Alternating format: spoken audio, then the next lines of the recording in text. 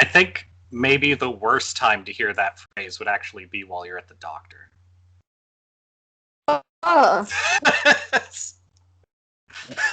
No. Oh. That's what they welcome back.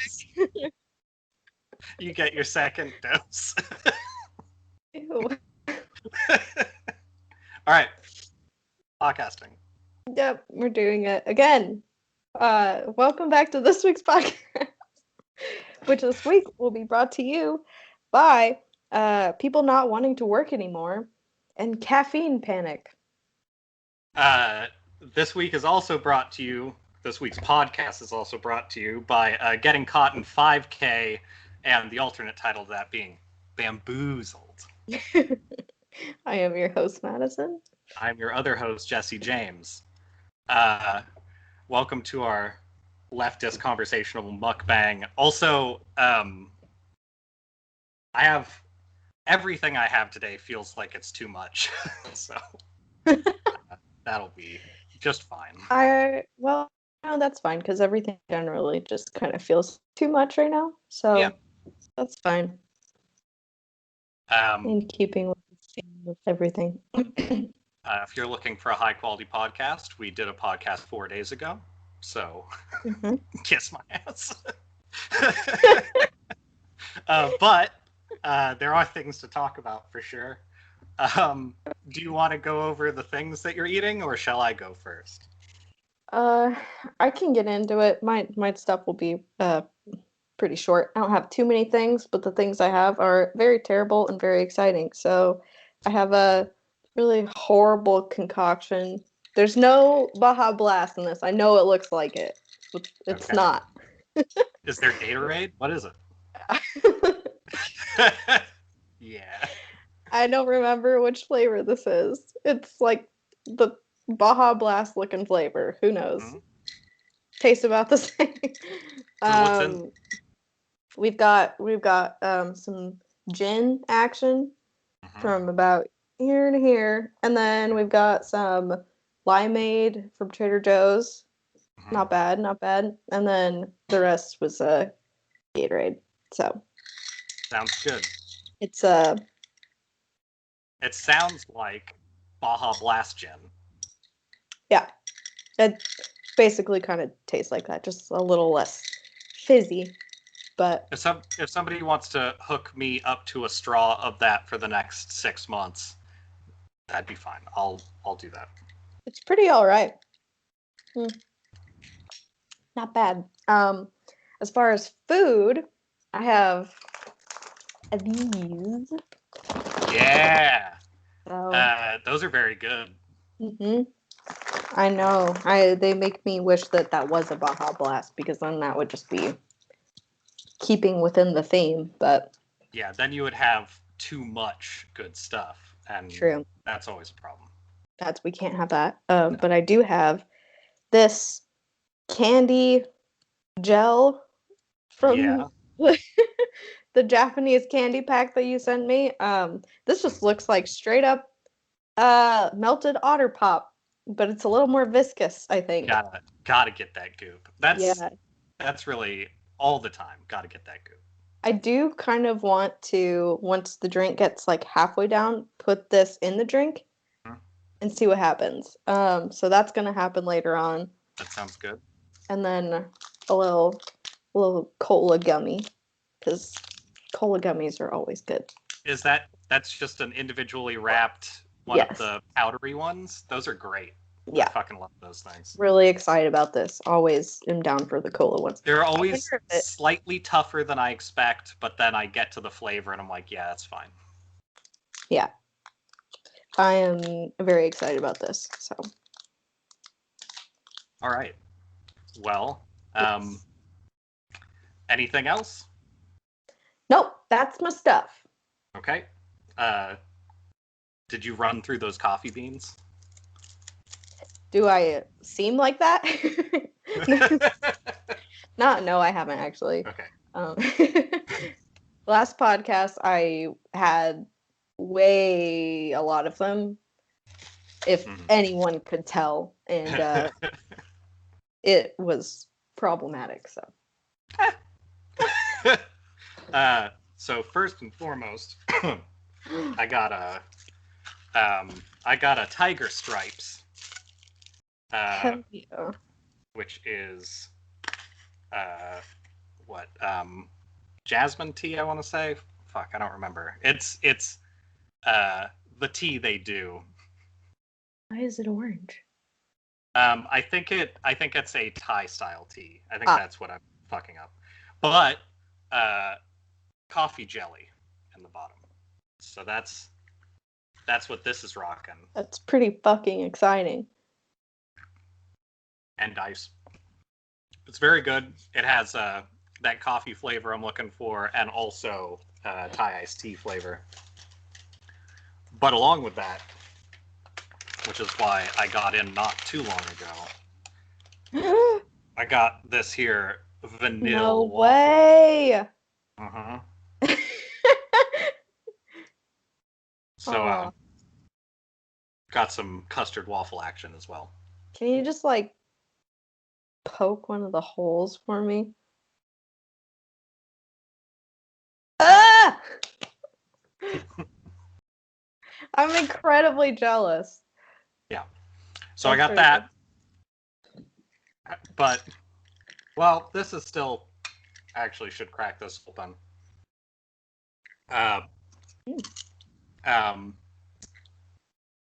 Mutual friend brought back some beers from California. So I got some beer gifts that I need to work through. Ooh. And I don't know much about what these are going to be, but I'm excited because generally German beer tastes decent. Generally. So I'll just go ahead and drink it out of this wine glass, and we will find out. I really am enjoying the label and the packaging. Yeah. What? Tannen's apple? Tannen's apple. Get that Tannen's apple. Look at how happy she is to be next to these pine cones. Aren't we all that happy when we're next to pine cones? I usually am. Yeah. So, that's pretty good. That is a crisper than I expected, and it does have that German beer slight piss flavor, but what are you going to do? Unfortunately, I also have caramel Coca-Cola coffee. Oh! I found the other flavor, and I already regret it. But I gotta do it. Because you gotta. Yeah. That's so funny because last night, Jenny and I walked to Albertsons and I bought the vanilla one, and I had that last night. Mm-hmm. How was it? It was something. Oh boy. Yeah. Man, they really get those flavors to work together. I also have something that's like kind of rough. Oh my god, no. This is just a giant Fruity Pebbles bar. Is it white chocolate? I think so. Mm-hmm. And good news, you guys are both getting one. Because Nick came by and was like, here's 4 of them. So, sorry, everybody. Thanks, Nick. But I do have a small meal as well. I have just a bunch of hot chips and an avocado. A little avocado. Dang, you're very prepared. You got lots of good stuff today. I also have this pear. That's a thick pear. Thick ass pear. I also have some just regular coffee, which I need to grab real quick. Like I said, everything is too much today. Speaking of everything being too much, I think I'm gonna... What would happen if I just put my straw inside of this? There's no good way to do this. Do you have scissors? I don't. Not at my... Well, in the kitchen. I might have to go... Oh, you know what? Here, I'll just use this. Okay. This is very... I was just asking the people if I should put my straw inside of this and just see how it goes. I can't speak for the people, but Ugh. you know, I feel like... innovators take chances. Oh, how's that going? It tastes like medicine. Is that not what you wanted from a goop? Do you think it would mix well with gin? Ah!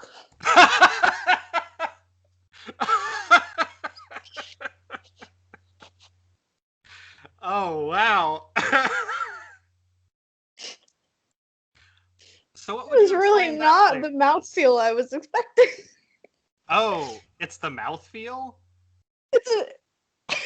It's like Jell-O. Okay. All right. What in the... That is way goopier than I thought it would be. Wow. This is a really choice day for me to show up with like anime pigtails and then have also this at the same time. This is the image I want on the internet forever. It's just me drinking pink goop, anime pigtails. Yeah. Yeah, I was gonna put this in there, but I mean I could. It'll probably be like a jelly at the bottom kind of It's practically situation. boba. Oh yeah, you're right. You're right. Wait, okay. There's like... I was so expecting that to be liquid that when it was in my mouth, I was just horrified immediately. That'll happen.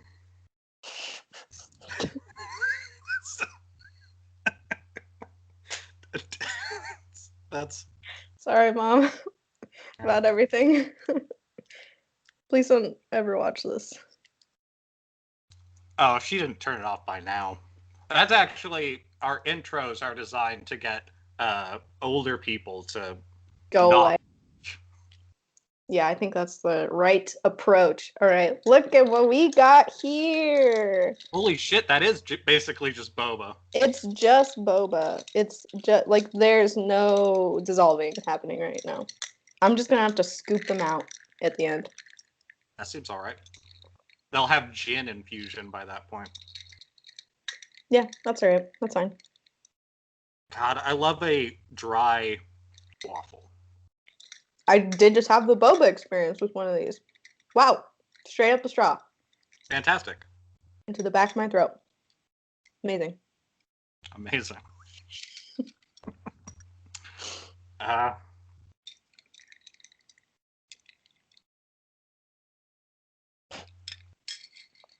Okay, that's enough of that. Yep. Let's see. So I'll apologize in advance for my reading I'm doing later. So unlike the last 2 weeks when we've had writings done by the staff of Natalie's Shady Fiction Warehouse, unlike that, this week I have let's call it a story written by a known writer. It's a little bit longer, but it's entirely serious, basically. And it might be the worst thing that we read on this podcast. Excellent. Yeah. It's not that one novel, is it? By that... I always forget. I always want to call it Triggered, but it's not Triggered because that's what the Space's book. The one that Jenny Nicholson did a read of. The Star Wars one? No, not the Star Wars one. It's one where he's like a secret undercover agent and goes to college. No, that one's called Trigger Warning. Ah, okay. Yeah. I think. Is that not written by? No, I guess it's written by somebody else. Yeah, I don't know what the rest of his career looks like. I just know of that piece of literature. This beer does taste like I'm sitting outside in a Leavenworth like outdoor area, Well, but it also kind of tastes like I got the cheapest thing on the menu. I mean, I'll take yeah. it. It's still very it's very cooling. I'm enjoying its effect on the environment. That's how I do Leavenworth. I don't know how you do Leavenworth. Yeah, to be fair, I do kind of go as cheap as possible. So, but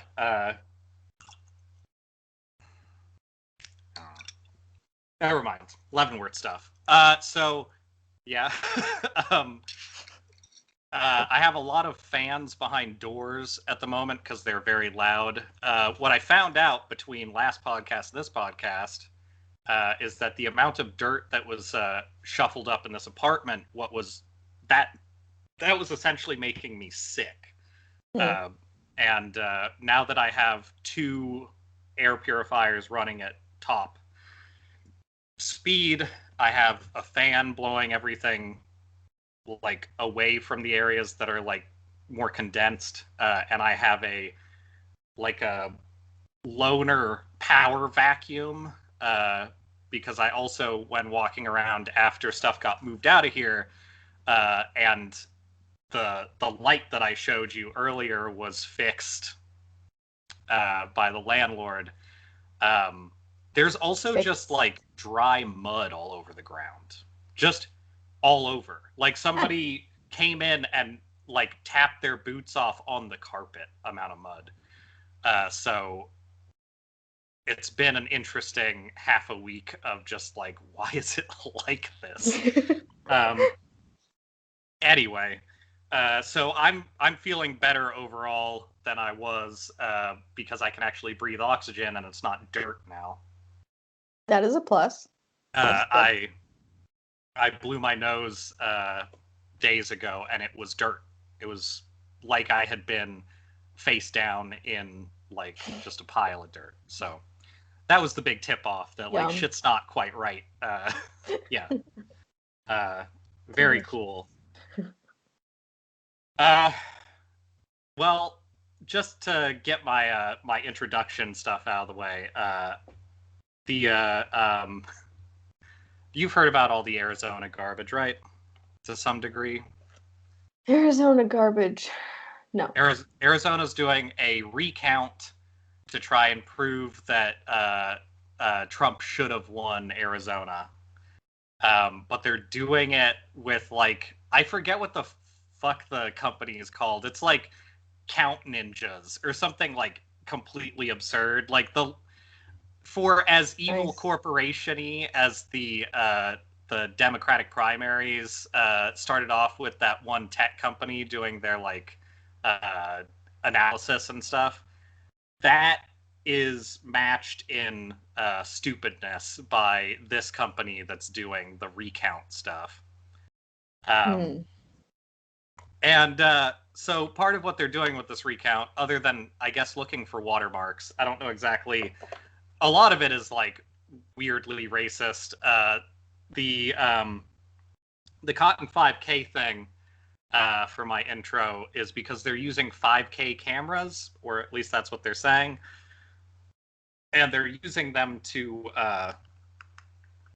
check the ballots one by one to see if there are threads of bamboo in them. Because if there's threads of bamboo in them, they are claiming that they were shipped from Southeast Asia in bulk to try and ruin the election. That's so much work.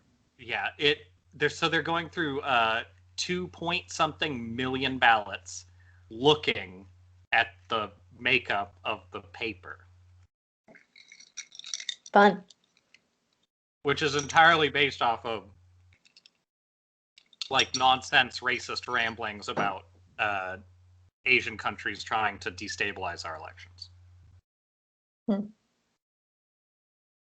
So is this like an independent commission or something that's doing this, or is this like the actual State government of So Arizona. my understanding is that it is a like Republican like committee that is doing it. But the other part of it, even though this has now been getting done for 3 weeks, I guess at the end of this week they're taking a break. But the company doing it is an independent company.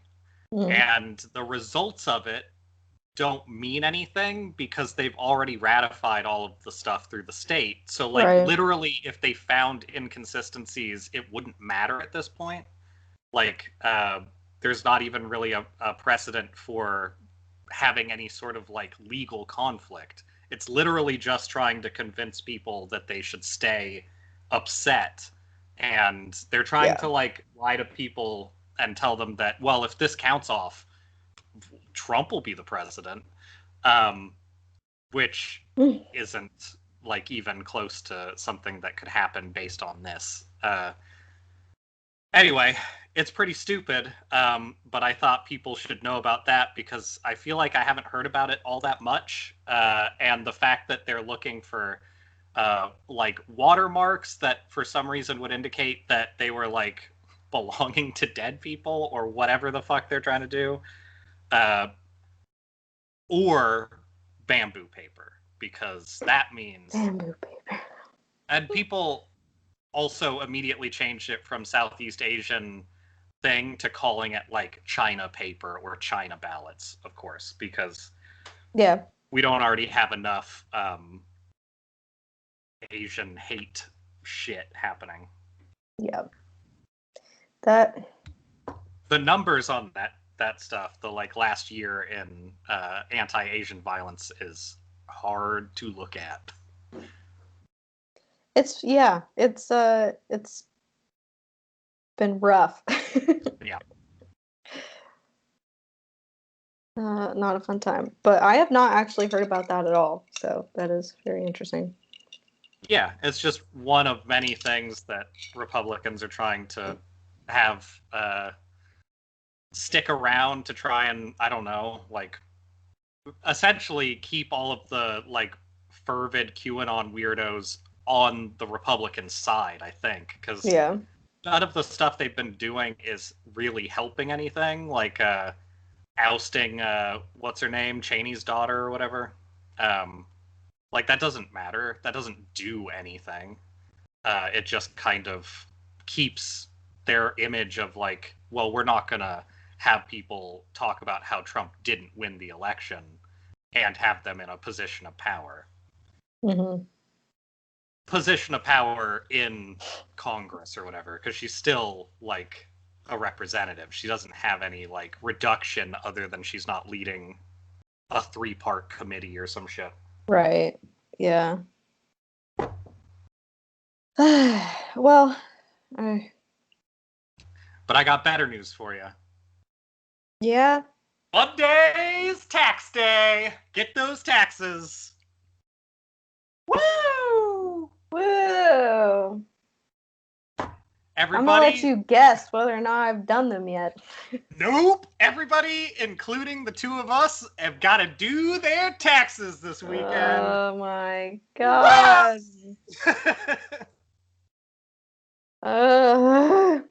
Yep.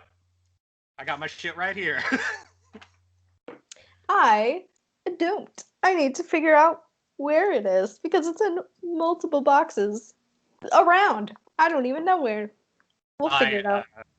That was my, like, proactive week. I was like, oh, I feel like shit. I should just do my taxes. And I was like, I found the papers. Basically done. Practically done. I mean, to be fair, I do use all the simplest stuff possible. So it is kind of close to done. I will need to be probably slightly drunk. It'll be the middle of the night. And I'll be like, oh, it's tax time, baby. Like May 16th at 11:35 p.m. That's when I plan on starting my taxes. That's right. Drink in hand. I want that thing to pop up and say, this should take approximately 30 minutes and for you to have 25 minutes to do it. Yeah. That's perfect. That's what I want. I need some incentive other than like not going to jail, I guess. Yeah. No.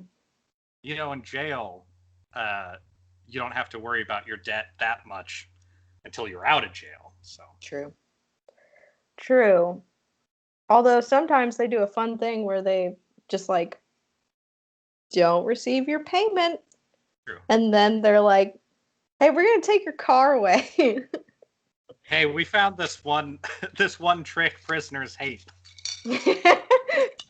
We're gonna take all your money and your stuff because we felt like it. Yep. Yeah, I love being our country. You love our country. Mm-hmm. Yeah, me too. This isn't getting better. It's like I keep getting surprise little jellies in there, and it's not. That's not making it better. No. You can just lift the straw up, and they won't get in there. Can't be done.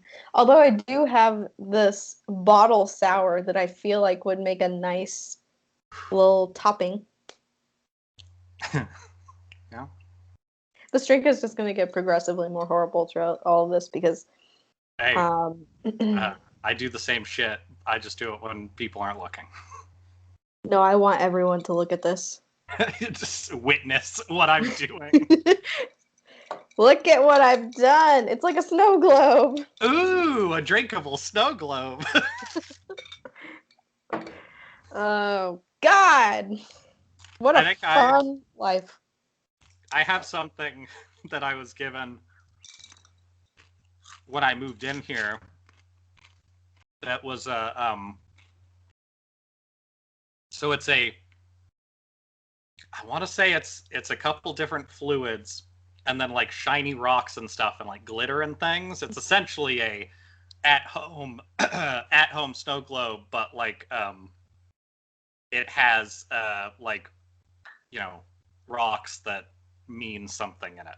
I'm not familiar. Anyway, it was sealed weirdly or something. So it is like interior terrarium. And I think about 3 months into living here, the person who made them was like, "Ooh, yeah, you should probably throw those out." Actually, I didn't. So I too have a fun snow globe that I recently was like, "Ooh, look at that." Ooh, fun. It looks like it's full of set dressing for like a monster movie now. Oh, that's pretty cool, actually. Mm-hmm. That's very nice. So, nice. Maybe the least drinkable, because I think it might have like soap and stuff in it. Yeah, I would file that under not drinkable. This is getting there because the bottle sour stuff also not dissolving. Do you wanna tell me why that's not dissolving? Because that's actually pretty troubling to me. I know. I'm very confused about that, and the fact that they're in like a little tiny styrofoam shape does not help my concerns. Yeah, it's actually not great.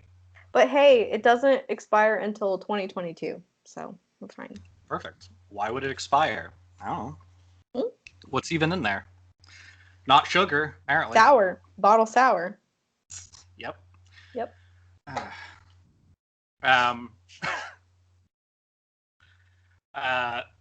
Going over some more dumb news. I mean, the main story that is probably worth mentioning, but I don't think we're equipped to talk about much of it, is all the fun shit. In the oppressing Palestine being turned into some sort of like, I feel like it's just a test to make sure that everybody is fully on Israel's side no matter what they do. Like that really feels like what all of this looks like from the US end. Mm-hmm. That shit from Andrew Yang, plus like he had an interview and some other shit, really solidifying his shittiness which I was unaware of. Like, I knew that he was like just sort of a weird businessman who happened to think a lackluster version of UBI was like a good talking point, but his like solid support of Israel and then being questioned about their actions against Palestine and basically just taking it as like, I mean, I don't have the information that you need exactly. Like those answers that are always the only way you can answer it. Mm-hmm. I think I've mentioned this before, but you can read both like Palestinian news and Israeli news, and they both corroborate the Palestinian story. Like you don't have to go very far to like check in on this shit, and people just don't want to do it. They would rather pretend like as much as everything else in the world can't have to do with like fascism from the Second World War, this can, because clearly nothing's changed and it's still not a giant apartheid. It's just oppressed people looking for rights. It's very frustrating. Yeah. Yeah, I tried to this morning I was trying to kind of familiarize myself with the situation and like understand, and honestly I don't feel equipped at all to really talk about it. But I'm only equipped to talk about like events. I can't really talk about like the history of Israel and Palestine, but yeah. I do I know think that it's, people are dying and that sucks. yeah. There are just they've the incitement for this, other than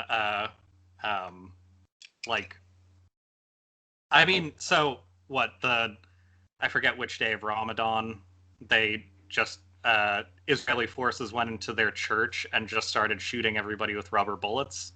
Um, but I feel like if anybody wanted to relate that to like the U.S. and Christianity, or even people that people don't like in the U.S., like that's fully unacceptable. Like nobody would be okay with that here, yet they seem to be completely fine with it in Israel, because somebody they like in politics told them it's okay. I imagine. I'm not really sure why. Um, Also, so part of the incitement of the current stuff is that they are expanding their. People may have seen. I forget the exact term for the district, but there's a save the name of a district in that area, and the Israeli forces are enforcing it, but it's just people in Israel who are told that they are allowed to claim property there. And they extended that into another neighborhood, and they're just walking into people's houses and telling them they own those houses now. And it's not the military walking in generally, it's just people. And then if the people who are living there don't leave their home immediately, then the military comes and forces them out. So like that's the current like incitement, is having people bust into a church on like a holy day, and then having people just take your homes without any sort of warning in an area that they're not supposed to be able to do it. And then when people who are, you know, more like the Hamas stuff, like they're more on the side of Palestine, like they are basically pushed into a corner and trying to like do anything. But that's not the Palestinians. That's not like a people who, like, you see reports of like, well, somebody's shooting rockets at us. The difference being that's like if like you and I were out there like trying to attack like the police or something. The other side of that conflict is the military. Like Right. it's literally just like whatever we can do to try and do anything at this point. And people are acting like it's a battle between two like powers and not like one of the most advanced militaries on the planet and some fucking people. Like, it's the messaging is the thing that I wish, like, I want that conflict to come to a resolution that benefits people, but like the messaging is the problem in the US. People are just not interested in talking about it as though it's real. They want to talk about it like it's some sort of imaginary war that's happening. And it's shitty. Anyway, that isn't to say that Jewish people are doing it, but that Israeli government fucking sucks. Anyway, I don't know. I don't have anything else to really say about it. The only like big people that really got flamed lately have been like, what's her name? Wonder Woman is back to being like, won't somebody think of the poor Israelis? And Andrew Yang is out there trying to appeal to Republicans to become the mayor of New York or some shit. God. Weird. Who would have seen that coming? Mm-hmm. He got retweeted by like Ted Cruz and all those guys. Like, yeah! Once you get retweeted from Ted Cruz, I think that should be a disqualifying factor. Yeah, that's not good at that point. If Ted Cruz is anywhere near your tweets, you should probably just call it quits. Right there. Not a good sign. But yeah, if you've got a tweet out and there's only one like on it and it's retweeted by Ted Cruz going, loving this one, just delete your Twitter. You're done.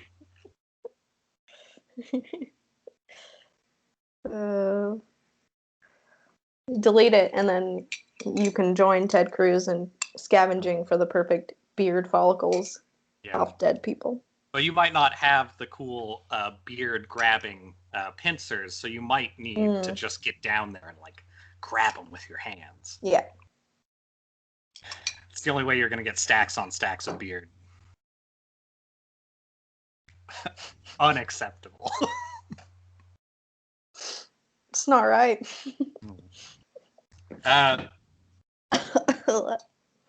All the news I have today is the weirdest shit. I mean, I guess you hear about the Google shit. It's not really...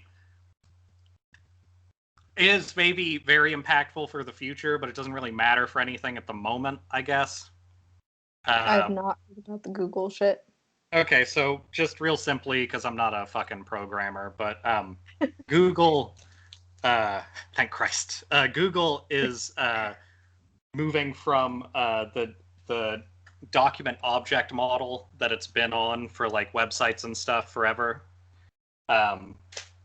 which is essentially like when you bring up the code for a website and you can see what's happening and you can like put in your own mods and shit like that. They're gonna move to Canvas, which is hidden. So essentially, the two ends of that are the most important. And they also like didn't talk about this, even though it is kind of a giant change to their like structure. The big parts of this are companies, websites, people who like do general like, I don't know, advanced internet use, all that kind of shit. Yeah. But also like probably a fair amount of companies and stuff that do like simple upload kind of stuff. Those are all going to be impacted. And in a lot of cases, probably just can't do it anymore. The other end of that is that that is the actual way before that you could go in and get your own data and like stop things like certain ads from being attached to you and shit like that. That's not going to be the case anymore, most likely, because Canvas doesn't allow for that kind of stuff. Yeah, I don't like the sound of that. That doesn't sound very so transparent. It kind of means that, like, I mean, hopefully people find a way around it. I don't know, but Google doesn't have to surface its information to you, and you can't affect Google's information. Right. Which, if you are a paranoid person, like everybody who's reasonable to some degree, that could be real bad for a lot of shit. Yeah. And like, I don't personally use Google Chrome, but like a lot of people do, and that essentially embeds that shit further into your user experience. There's a lot of people who use like Google as their password, like protection and stuff. That shit is going to keep a lot of people doing it, even if they do know what is being like kept from them and stuff like that. It could also have implications for like net neutrality. It kind of takes a lot of those ideas of being able to keep track of like, well, they say this, but like I can see the data. Mm-hmm.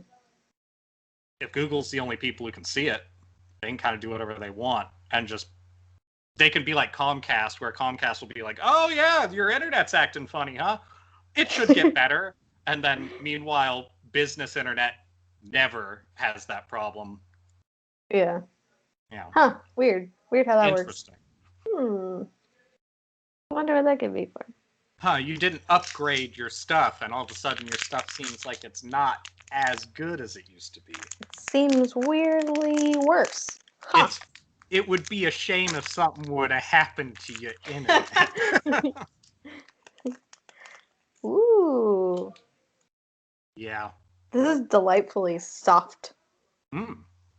That's actually great, because that means it's going to be real good. I know I have a lot of shit over here, and it's pretty good, but I'm extremely jealous of that specific thing. I love the cola gummies. Every time I'm on some sort of like road trip or something, I go for the cola gummies and the Swedish fish. I used to be a peach ring kind of person. They are a lot. They're good. Yeah, they're good, but it's like once you've had one or two, you don't want to see. You know what a peach ring is good for is exactly what you're doing with that jelly. I used to occasionally toss a peach ring into whiskey, and that's that yeah. Mm-hmm. Yeah. I could do it. Yeah. Not what you're eating now. I was like, you mean eating it? Putting it in your mouth? Yes, it's really good for that. I used to do the same thing with them. Yeah. Yeah. I could see that. I could see that being really good.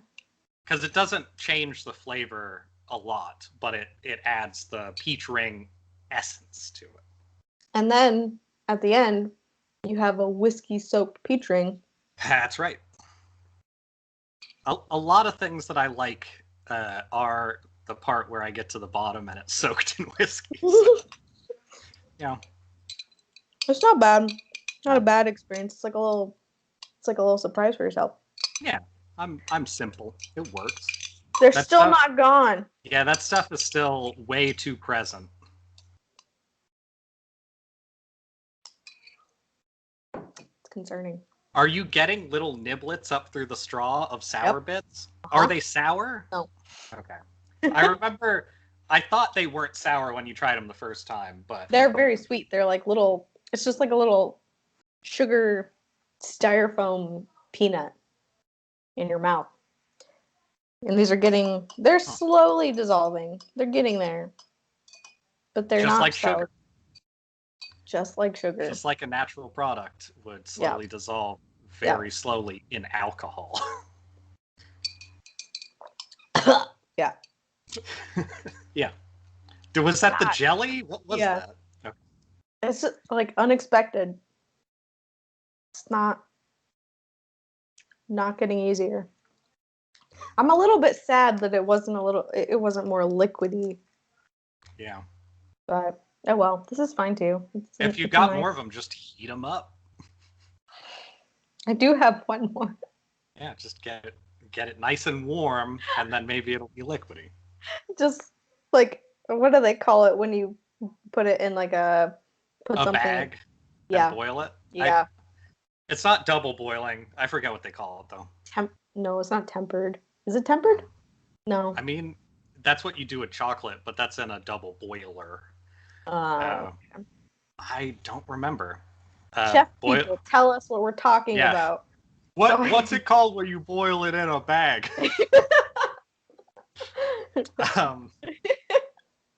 Please tell your dumb friends, us. So I can make more mistakes, please. Yeah. Speaking of mistakes, have you heard about the various shortages that COVID is causing? Mm-hmm. That stuff has been very interesting and unfortunate. Have you heard about this shortage?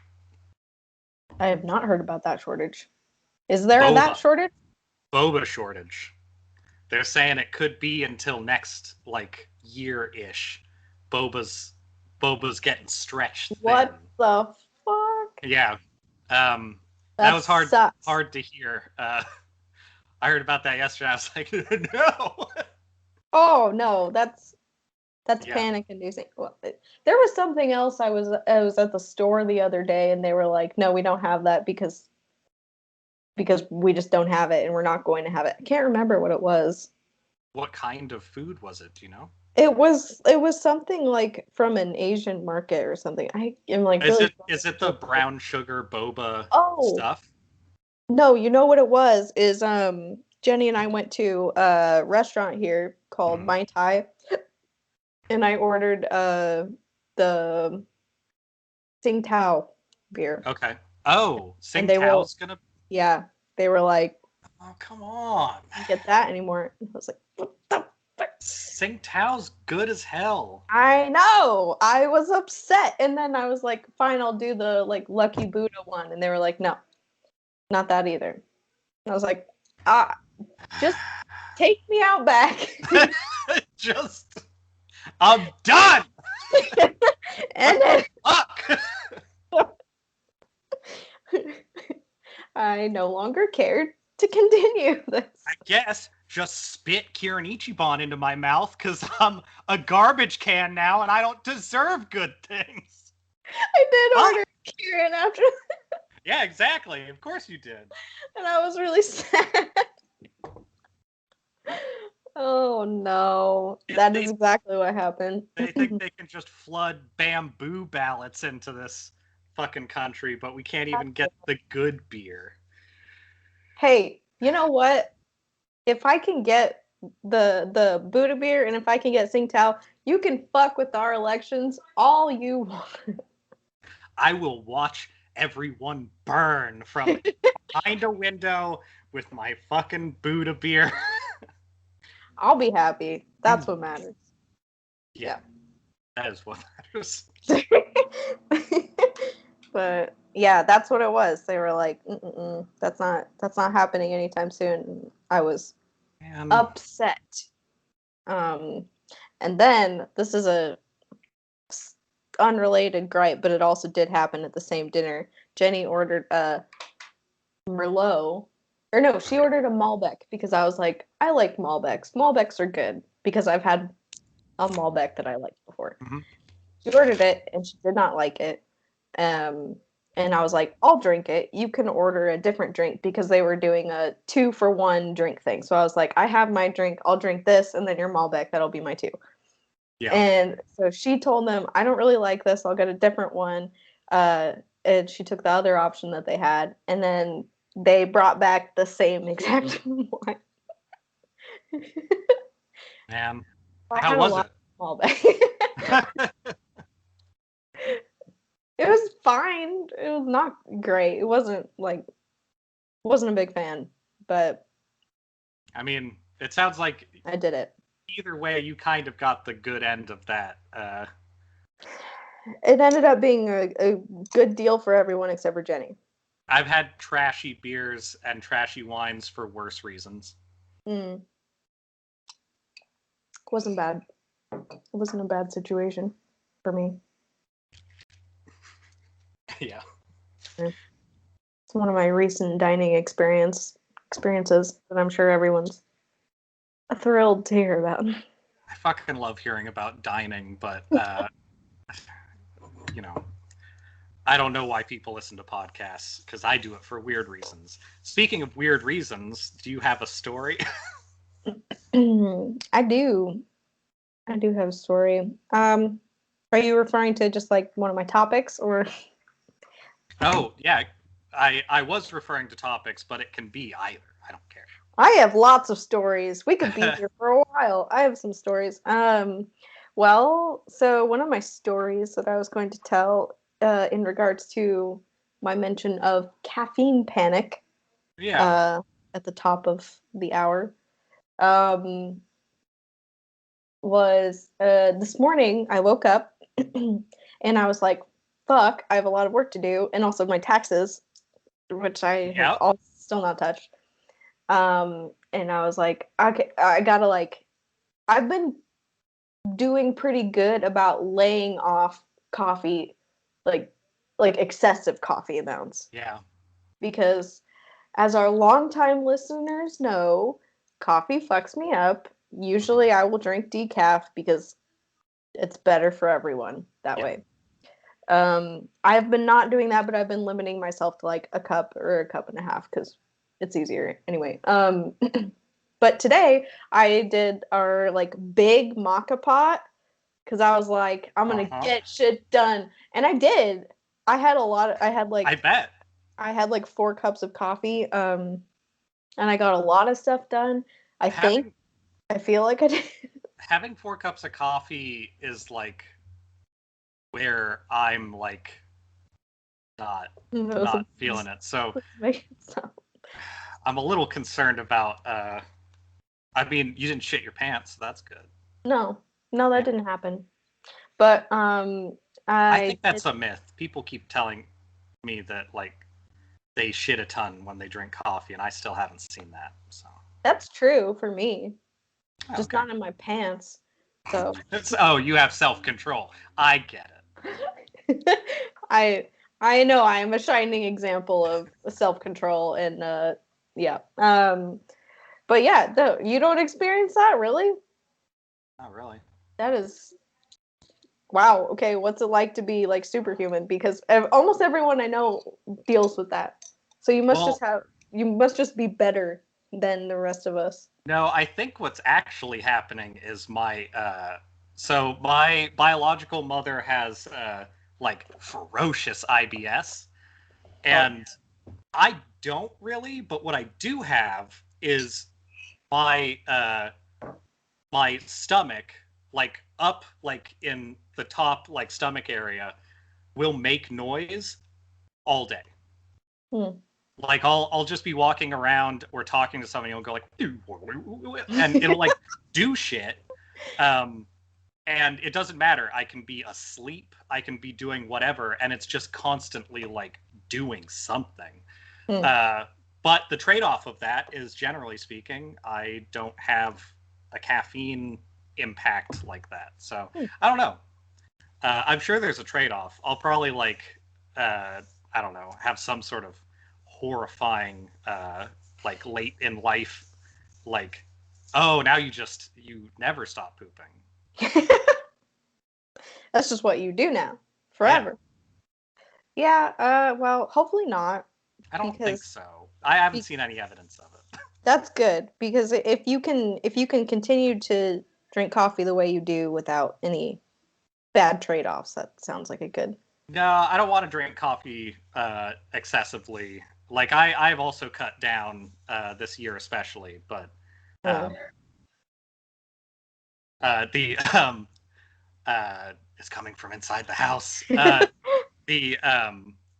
The thing for me is that I don't want to have like tooth problems, and anything that has like advanced amount of like acid. Well, acid, because I already am acidic anyway. But things that are stimulants over periods of time, coffee takes longer than most things, but if you flood your body with it, stimulants tend to have negative impacts on your like teeth and bones over like a lifetime. So I don't need any of that shit. I I went back to my new work route. Requires me to walk like power walk, like 3 miles. And earlier this week, like I used to walk a fuck ton, and like I'm back into the flow of it pretty quickly. But like I could see if I had bone issues just being like absolutely hating it. Because as it is, I'm getting like that's that stage where you're getting shin splints, but they're like just muscle before it starts to feel like it's like deeper than that. Yeah. I'm basically getting that twice a day now. So like I'm sure my calves will look like they used to, which I would rather they didn't. But the I don't think that's going to change a lot in my lifetime because I like moving around. And if I can't move around because I've blasted holes through my entire bone structure, I'm going to be real sad when that happens. Yeah, that would be unfortunate. Mm-hmm. But at least you get like those sweet, sweet calves. Hey. Yeah. Fantastic. Fantastic. I have been very, I'll finish my story in a minute, but I have been very impressed at the effect that just walking everywhere has on your calves. Like, I've been doing a lot of walking because I'm downtown, so everything's pretty close. Yeah. And I already have noticed, like, damn, I have like calf muscles now. Yeah, I that is honestly like when I decided to not have a car anymore, and even living in like areas that I had to walk a lot to get anywhere, like it's never been a downside. I have always preferred it. And especially like people who take the bus a lot but don't want to walk, I've seen a lot of them just constantly be like, "Oh, well, I'm fucking stuck somewhere. I can't do anything." And like if you're willing to have the bus available and just go for it, nothing's that far away in a city. Like you can get where you're going. Yeah, that's kind of how I feel about everything down here so far. I'm sure I haven't used the bus system at all down here yet. I'm sure I'll get there, but right now I just really enjoy just walking around. Mm-hmm. It's very nice, like especially when I have plans with people. It's nice for me to be able to kind of like decompress before and after the social part, so I can like be a human. You are honestly describing like my exact feelings on this shit. Like that is where my my current place of like I dislike cars as a kid for different reasons, but now I dislike cars because it takes away from like just being able to do that shit. Also, being a person, yeah. Like if you're gonna go, so like events and stuff, like when pre-COVID, when I had like a few events a month at least, going to them on foot is so much less stressful because you're just like, it's over there. I'll be there soon. Like I'm not like worried about like parking. I'm not worried about like And also like if you show up on foot, people are almost always like, "Oh, you walked here. Oh, okay, yeah." There's no question of like, why are you late? Like there's none of that shit, and I always prefer to be either early or late depending on the thing, and it gets rid of that. Like it's, oh yeah, I had to walk here, so yeah, I'm here a little bit late. It's it happens. That is freeing. That takes away this weird like responsibility that nobody should have, and just kind of like lets you take advantage of people thinking that not having a car is a disability instead of extremely pleasant. It's incredibly pleasant. I love not having to think about where I'm going to park. Parking is the bane of my existence. I hate it. I don't like that shit, especially downtown parking, like parallel parking. Fuck that forever. I will always drive like 10 more blocks instead of doing that. Yes, absolutely. I will never change or progress in terms of driving. I've gone as far as I cared to go in my driving career. Not learning new things at this point. I did not know that those were your opinions. I'm glad that I'm not the only one who thinks that shit. I have a lot of. You're not alone. I have a lot of friends who will walk if they have to, and that's. I don't know. It's fine. It's good for them, I guess. But The only thing that I think walking has also been good for me because it provides me with more time to like be out in the world and pay attention to things, and there's not a lot of option to like overstimulate yourself. I mean, you can wear headphones, but that's like really all you can do, and that's just so nice. And I think I really like need to be forced to do that occasionally. Although the other day I almost got like eaten by a dog, and that was kind of scary. But well, so that's definitely a thing that I've learned over time is that getting used to being a pedestrian, and so I usually do one headphone. I think the same type you're using, and I will tuck the other one away, and it just kind of looks like I have a third nipple. And and the I've tried ways to make it not look like that, and it never works. I'm like the perfect height to where it just the thing droops down to like right under it. I'm like, fine, I guess. But having one headphone in, you get used to like actually looking around because you have to. When I actually want to like relax, I will put in both headphones and listen to music and walk around. And like it's not like you don't hear people and like they don't interact with you still, but it makes you pay attention to everything. And I actually like that a lot. That is why I know pretty much all of Seattle at this point, is because I've walked around it so much and had to like pay attention if I don't want to like run into people or get hit by shit. Right.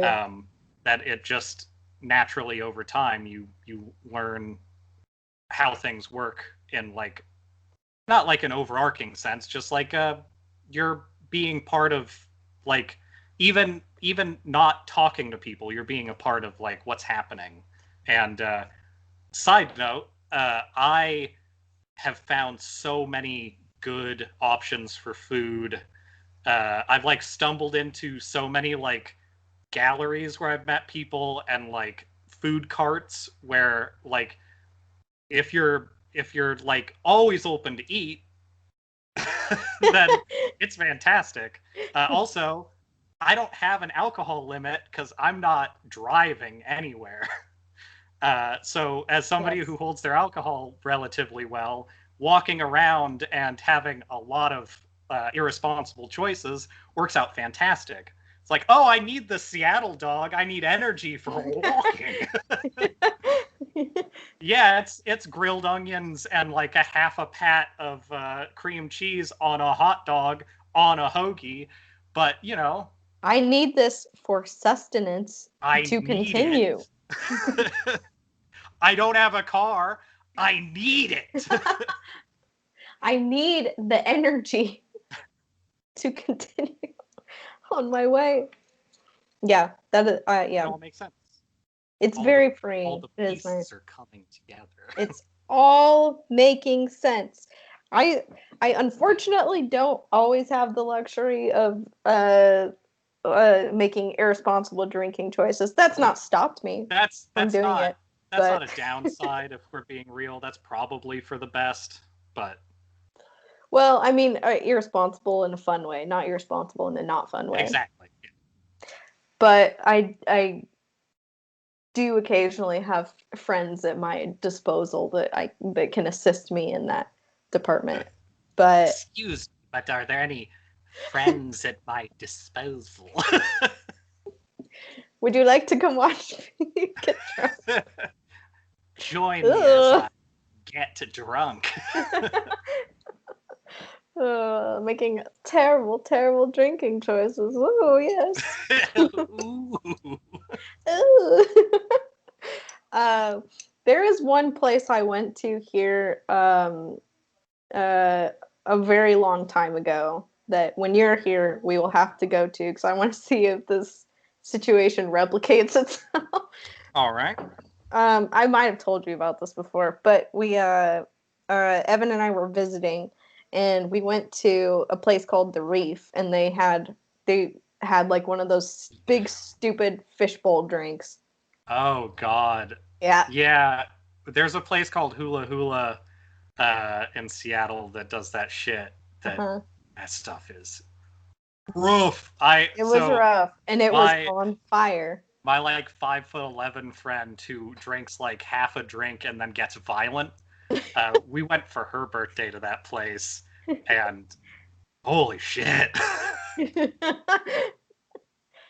Fun night, really fun. Long.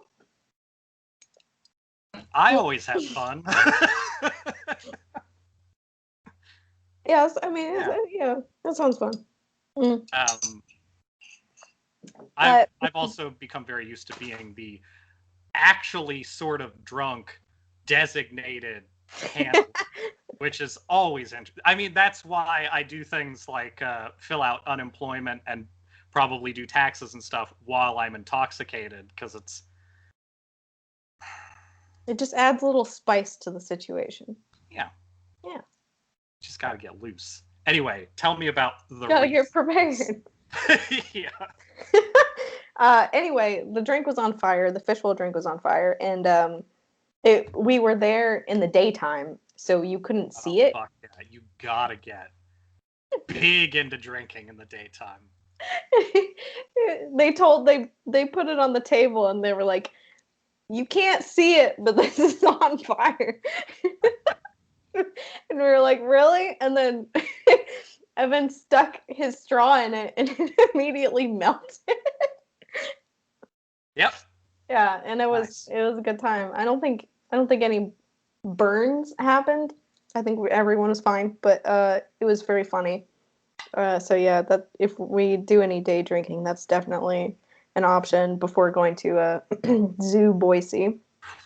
God, that's a day. That sounds like a good day, honestly. The idea of me not There's a butterfly house. Fuck yeah, drunk butterfly house. The idea of me not day drinking is unthinkable. But I will try to be as responsible as it takes to not have other people get hurt. That's my goal, is to have things be cool. It'll be so cool. It's all and smooth. It's gotta stay cool. You know what? That's so weird. I'm pretty sure that's the motto at Zoo Boise. Cool and smooth. Slide onto a slippery rock and watch whatever it is we have here. For some reason, when I think of Zoo Boise, and no spoilers, I haven't looked into it. For some reason, all I can imagine them having is like birds, butterflies, and then like some kind of weird monkey or something. And I don't know why. I think part of it is because my thought on like the Anchorage zoo and like I think Point Defiance, one of those zoos, is always just like they're kind of like they're fine-ish, but There's they're like just not a lot going on. It's not a lot of zoo. The only thing I saw is that Zoo Boise is like probably half the size of Woodland Park, so still a good size, but not, Woodland Park. Did you ever go there, or did you end up? No, I never made it to Woodland Park. We'll put that on the future list, because that's still one of my favorite things to go do during the day, or night. Actually, they have night stuff that is occasionally awesome. But that'd be cool.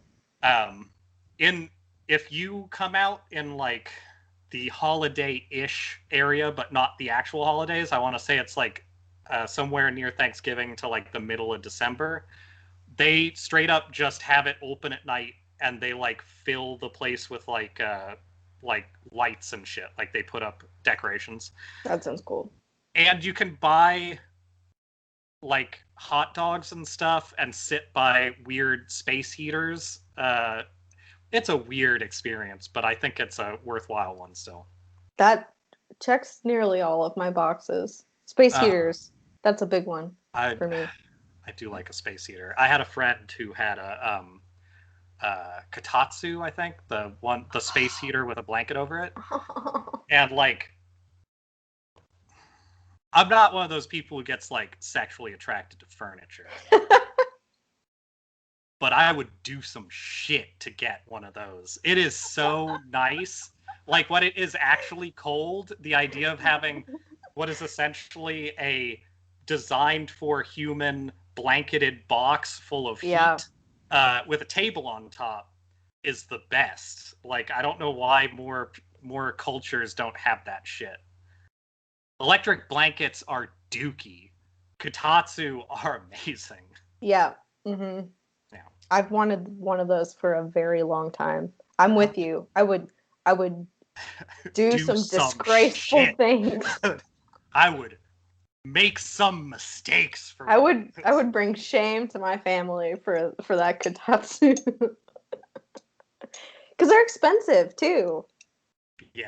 Yeah, I remember looking and seeing like a $350 like not amazing one and just being like, that ain't gonna happen. But I also lived in a trash house where honestly, that would have had to have like become my bed basically if I made that decision. So that's probably just like a little pillow behind, like. Honestly, at the time, I was looking at Kotatsu and I was looking at a donut machine. I was like, one of these could be a business. And then I didn't get either. Oh. But I almost made donuts. Made unlicensed donuts. And I feel like that isn't the worst plan. I feel like there's worse things you could do than become the guy who makes donuts in town. That's like a selling point. There's like a black market donut. Hey, buddy. Hey, come here. You want some donuts? You want some of this? That is the best way to sell donuts. Buddy. You want sprinkles or what? It's just wet paper bags full of different flavors of donut. It's fresh. I promise it's fresh. Come on. Buddy. Come on. You got that merchandise ready. You could do like the stuff that's like quasi legal. You could like sell like shirts that you've printed on, just like kind of out. And when the cops come by, be like, no. I'm like, it's like a gallery. I'm showing it off. I'm in a parking space. It's free. And then I bought some shirts from a guy like that. And then like have some of the hangers have little bags on them. Want this shirt? You want a bag shirt? You want one of these? This one's extra cheap, actually. It's fresh. Fucking fresh as hell. Made it this morning. God damn it. If you're a cop, you gotta tell me.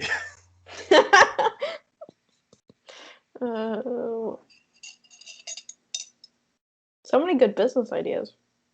Oh, yeah. Anyway, long story short, I went on a run because I had way too much coffee. Oh, that's actually probably a good idea. I've done that in the middle of the night. I had too much coffee when I was working on something earlier in the pandemic.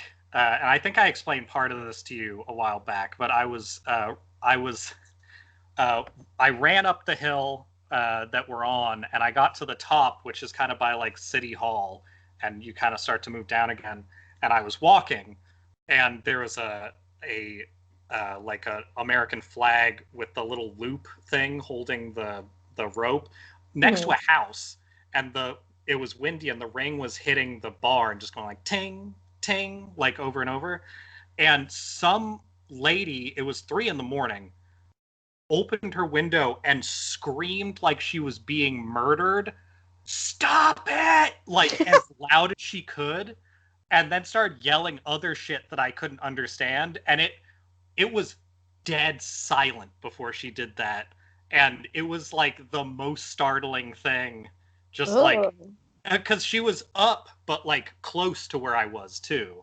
And I had just passed one other person like some lady coming back from like working at a bar or something, and we were like on opposite ends of a block, and at first I thought she was being like murdered. Like uh Yeah.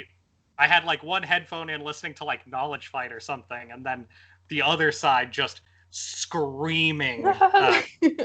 And then it stopped, and there was no indication of anything, and I didn't see any dead people. I like walked, because I'm an idiot, I like walked back towards where it was happening and like looked around and stuff, and there was nothing going on.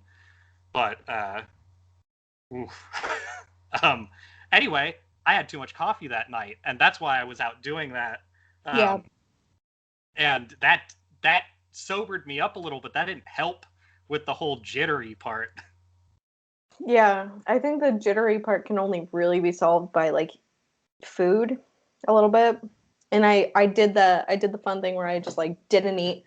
I don't eat breakfast, so I didn't eat. And then I had just way too much coffee, and it came to the point. Jenny got home from a appointment that she had, and I was just sitting at the kitchen table like typing the fastest I've ever typed, and she was like, "Are you fine?" And then I realized, I became self-aware in that moment and realized that like my vision was like Yeah, nice. doing that kind of thing. And I was like, oh God, if I sit here for literally 5 more seconds, I might scream. So I got up and then ran around the house looking for my headphones, and I couldn't find them. So I just held my phone in my hands. That is the classiest version. Went for a run. But it felt good because I haven't done really any physical exercise other than just like walk around a bunch. So it feels good to do that once you get to the like weird anxious point of like, yeah. I'm going to freak out if I don't do something. So that was nice. But then I came back and just like laid on the floor for a bit, and my lungs hurt. I'm out of shape.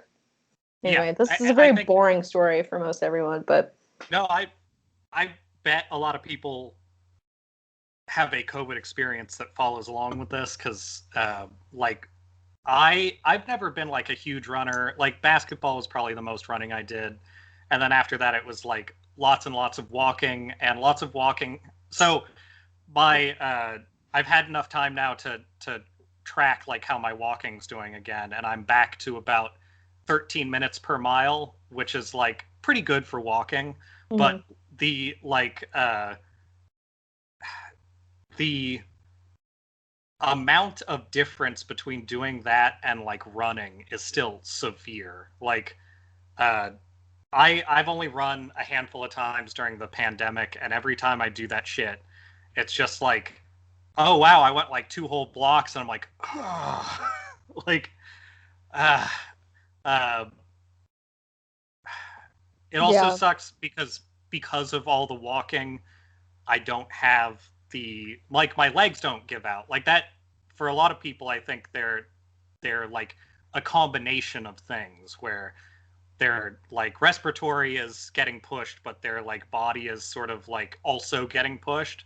But for me, it's just the breathing. Like I just need like to have the like cardiovascular like impact. Mm-hmm. And it's rough. The pandemic has fucked with everybody.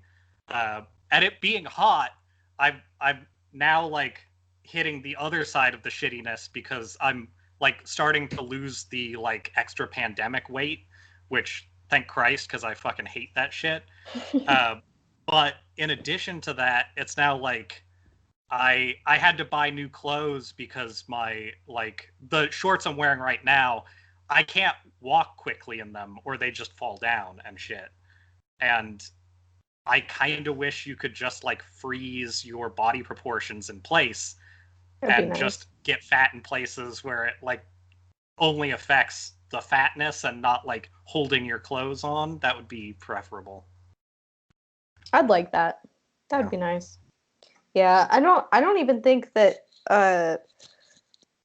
for me, like the lungs hurting is not even really a pandemic thing. I've always had really weird, like breathing and chest pain every time I run. I don't know if this is something that you have ever had, but like I used to be on our track team, and every time I would get done running, I would have to like bend over and just hang upside down to feel like I could get a full breath of air, and my lungs would just hurt. And I don't know if that's a problem, but I think that's probably not like everybody has like different reactions to that shit. If you're not having specific like issues that are fucking with you a lot, because that sounds like a like almost getting the wind knocked out of you, but like by your body instead of by an object. Yeah, it's probably okay, but what do I know? But I think it's fine. It just sucks. I'm also a big wimp. I hate running in general. I also do. When they started making us do wind sprints for basketball is when I transferred into a adult league and was like, I ain't doing that shit. Because they wanted only people who won the wind sprint competitions to be on the team anymore. Oh. And it's like, okay. First off, I'm a center. I'm not gonna win the wind sprints. Like, fuck. That stuff was stupid. But... Yeah, that sounds stupid. I don't. Yeah, no. I don't think I mind running if I can get my mind off of what I'm doing, but it is very, very difficult. I've never found something that I can run with and keep headphones in, and that's maybe the biggest thing. Yeah. If I could, even those things that loop over your ear are fucking trash. Like if I could get something that just sealed to my head, like a full helmet visor, I would wear that and run if it would keep like something going. It'd be pretty cool. Yeah. Yesterday, I think my like workout mix that I have, somebody was asking me about it, and I was like, yeah, it's like maybe too sexually aggressive, but it's good for working out and like doing stuff. And they were like, that's a weird thing to say. And then they asked me to send it to them, and then like an hour later they were like, yeah, it's a good description of this. It's like, did you put in just one of those like I did not put the sex sounds in there. Okay. But I was so after they said that, I was like, huh. I like went through, it's not a huge playlist, but I went through and looked at the stuff in it, and there are like 5 songs that have sex noises in them of some kind, and it kind of revealed some of the like, that's probably why I'm getting those suggestions. This algorithm is starting to get makes sense now. Invasive. Yeah. Yeah. I feel that. I just got Spotify Premium the other day. Oh, nice. So I'm moving on up in the world. Spotify is one of the only things that I have actually continually subscribed to. Yeah. All right. The smell that just shot out of this is fucking disgusting. Oh, is it? Caramel is not a Coca-Cola flavor, and it's not a good black coffee flavor, and I don't like cold coffee, so you're gonna love this.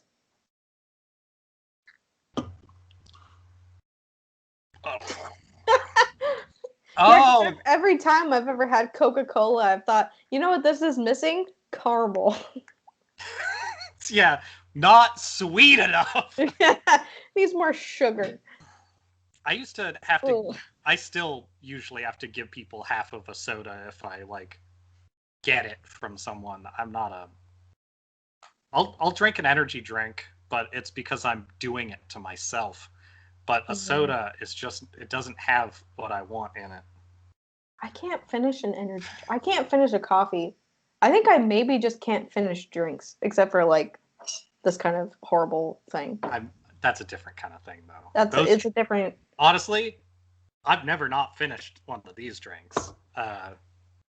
I've had a couple of recent experiences with people, and we've been like drinking together, and they'll be like, "I'm done. I'm not gonna finish that," and I'm like, "Did you tell them to go fuck themselves? That's not how you drink. Those they, cost they money." like poured it down the sink, and I was like,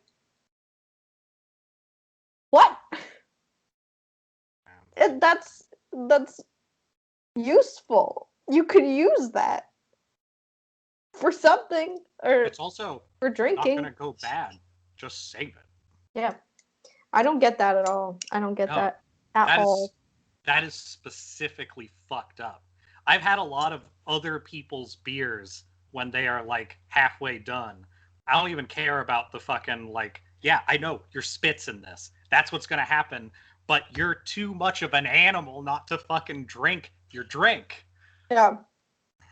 I even if I hate it, I'm like, well, I have to finish this. I paid for it, and it's good for something. Yeah, you bought a tequila and tomato juice, but I guess that's my problem now because you're too much of an asshole for this. Sounds like something I would order anyway, so it's fine. Yeah, I ever told you about. Oh, you got some intruders? I have like weird banging noises.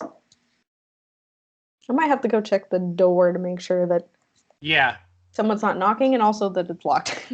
that may be worthwhile. Because I think Jenny left. I'll be right back. Hey, I got this thing I'm gonna read later, and it's so I I sent it to some friends. I sent it to the writers, Kurt and Natalie, as one of the list of things that I would like them to write about. And then I started rereading it because it came out in 2015 and it'd been a while, and it is already fan fiction. It's terrible. So I'm gonna try to do that all at the end, like in the last hour. And if you can't make it through it, I get it. I'm gonna have to do a voice because the person who wrote it has a voice, and it doesn't come through. Like if I try to read it like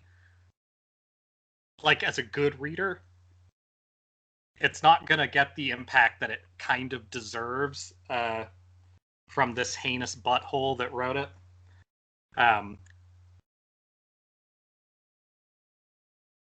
But it is going to teach you how to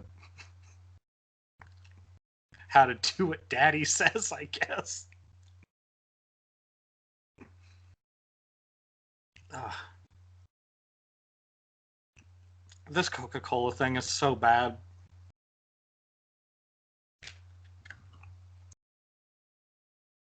All right, maybe I can chug it. Maybe that's the key. That's my battle cry.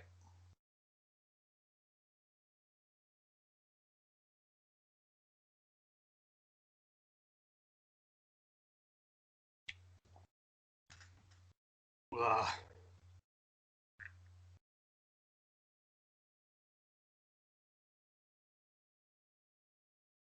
Oh, God.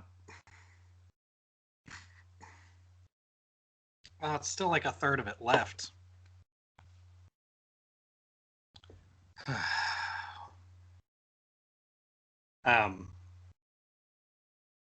I've made some poor choices in my food today.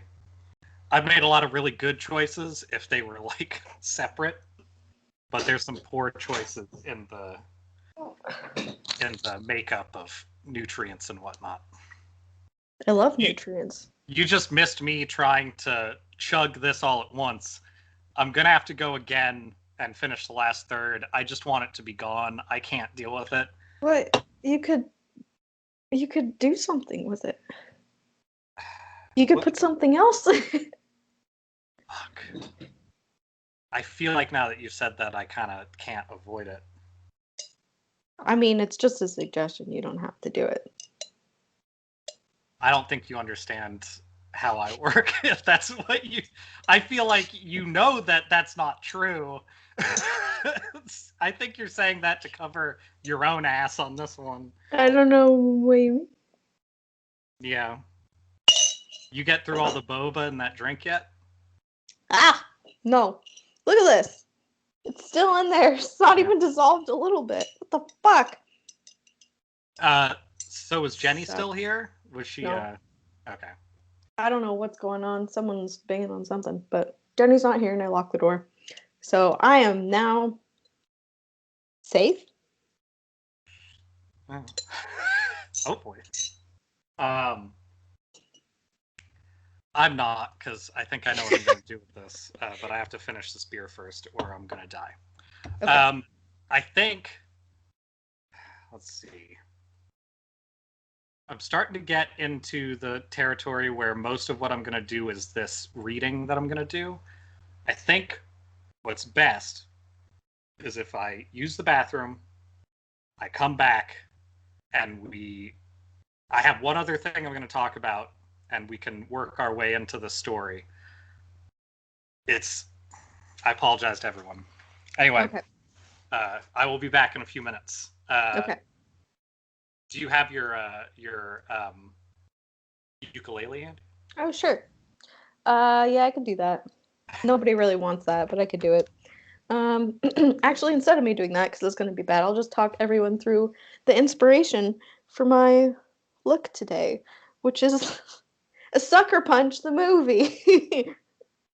Unironically, so that is it.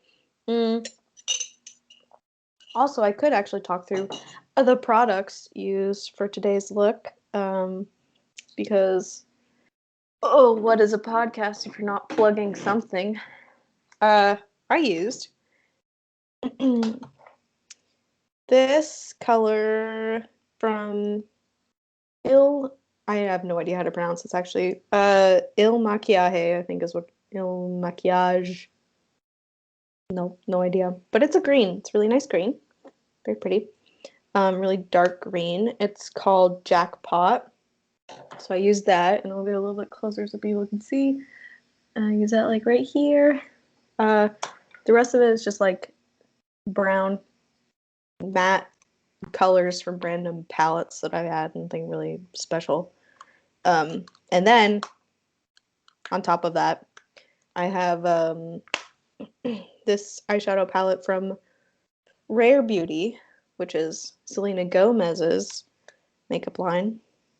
When I get fancy, and it's actually a pretty good palette. They're all shimmers.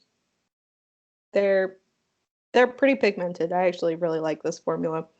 But I used this color right here, which kind of looks like a silver on camera, but it's a very like light iridescent minty green. Let's see if I can swatch this. Getting very fancy. Yeah, not really. Can't really. I'm kind of. But I use that just for like the center on the eyelid, because I think that's what you're supposed to do. But yeah, that is the inspiration for today's look. Very fancy, very nice, very Japanese schoolgirl unintentionally, but also maybe intentionally. We don't know. It's fun. I wish that pigtails were a more socially acceptable hairdo to do without looking like you're trying to cosplay some sort of anime sex symbol thing. I do just like this. It's pretty comfortable. I don't do much with my hair ever, so it's nice. But let's see. Should I actually? I'll grab my ukulele. We'll see.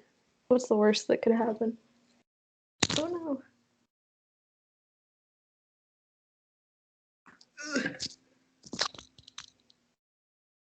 Fuck. All right. Oh, he's back. Thank God.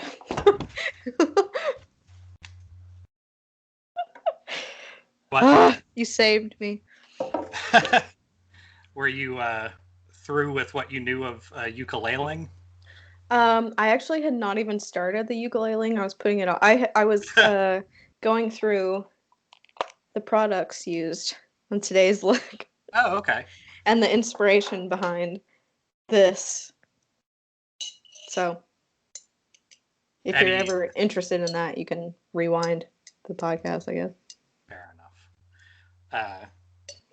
Or I could tell you, it's Sucker Punch. Oh, did you rewatch it? No, I just love that movie. I know it's bad. I know it's really stupid, but I fucking love the aesthetics of that movie. I mean, you can like the aesthetics. I actually know a lot of people who like the aesthetics of that movie. I really like it. I don't think those aesthetics held up in his later movies. Don't know. Don't care. All I know is that pigtails. You do know, because that's the director of fuck. Justice League and all that shit. You know exactly where those ideas went. I'll rephrase that. I wish I didn't know. Yeah. No, I think know a whole 4 hours worth of that now. I think the artistic ideas of Snyder as a director were well used in that movie, and I think 300 tried to capitalize on that. But I think all of his DC movies post that stuff have been like almost completely flavorless when it comes to trying to use those ideas. There's plenty of bad movies that I like though, so I'm not going to judge anybody for that shit. Honestly, I just like what's her name? Emily Browning? What character is she? She's Baby Doll. She's the main one. Okay. Yeah. Pigtails are a good look. I like the pigtails. I can't pull off pigtails. I give it a shot. It's not good. I'm okay with that. Darn. But I do think pigtails tend to work on people who can do it. This is the first time I've ever done it, and I was telling the people, I like this a lot. And if it didn't have a lot of like weird associations with like things, if I went outside and I wouldn't be like looked at like I was trying to do something in particular, I would do this more often because I think it's fun. I say give it a shot. Honestly, my weird hairstyle thing I've been doing that I'll probably continue for a while. People looked at me like I was a fucking alien for a while. And like when I actually at the beginning I was very self-conscious and I was like, this seems like what I want to do with this. And I took like 360 photos to try and figure out like what is people's problem with this. And if anything, it kind of looks like a weird take on like a Tintin. Like it is basically it's. Do you know what Tintin's hair is? No.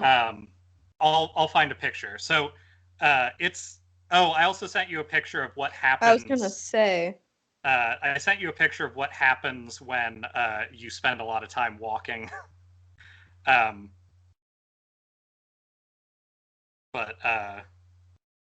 Yeah, so Tintin is just, I would say, partially because of the time, but a racist comic in some spots, but not more racist than most American comics from that era, if I'm being real. Actually, it might be a British comic. I don't remember exactly. Anyway, that is essentially the look that this ends up being is the same as that. And it doesn't. I don't know. Like, I guess what like I'm. What? I like it. I like it. Yeah. I guess like the point is, even if you're making like a weird take on like a cowlick or something, once you are used to other people seeing it, it stops being a problem. And I think that you could totally pull off doing something like that if you were willing to just like commit to it for like a week or something and actually do stuff outside. I don't think once you don't look worried about it, people will stop even considering that that's happening. That's true. That's true. And but I mean, there's plenty of reasons that you might not want to. I'm just saying, like, if your reason is people are gonna take it as like a weird thing, at least from my experience, which will be different, obviously, but from my experience, once I stop thinking about it, it doesn't matter now that the fucking couples with their dog or whatever, like it, whatever. Yeah, I don't know. I'm mostly past the any sort of self-consciousness about like just people in general. Yeah. I'm kind of past caring about that. It's more like the creepy dudes that I'm worried about. I have a friend who also, this is like one of her go-to hairstyles, and she looks so good in pigtails. And she just like she owns it and knows that it's a pain and she deals with it anyway. Yeah. But she because she looks so good in pigtails. But I guess that's just how things are.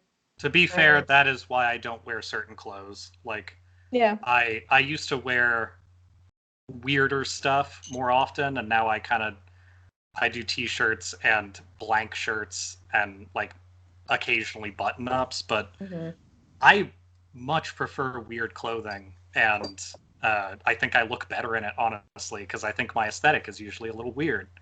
And some of that stuff you do not get. You get exclusively negative attention, which can be tough over a long period of time. Yeah, Yeah, that's true. but you know. Anyway, Anyway, did you have another topic?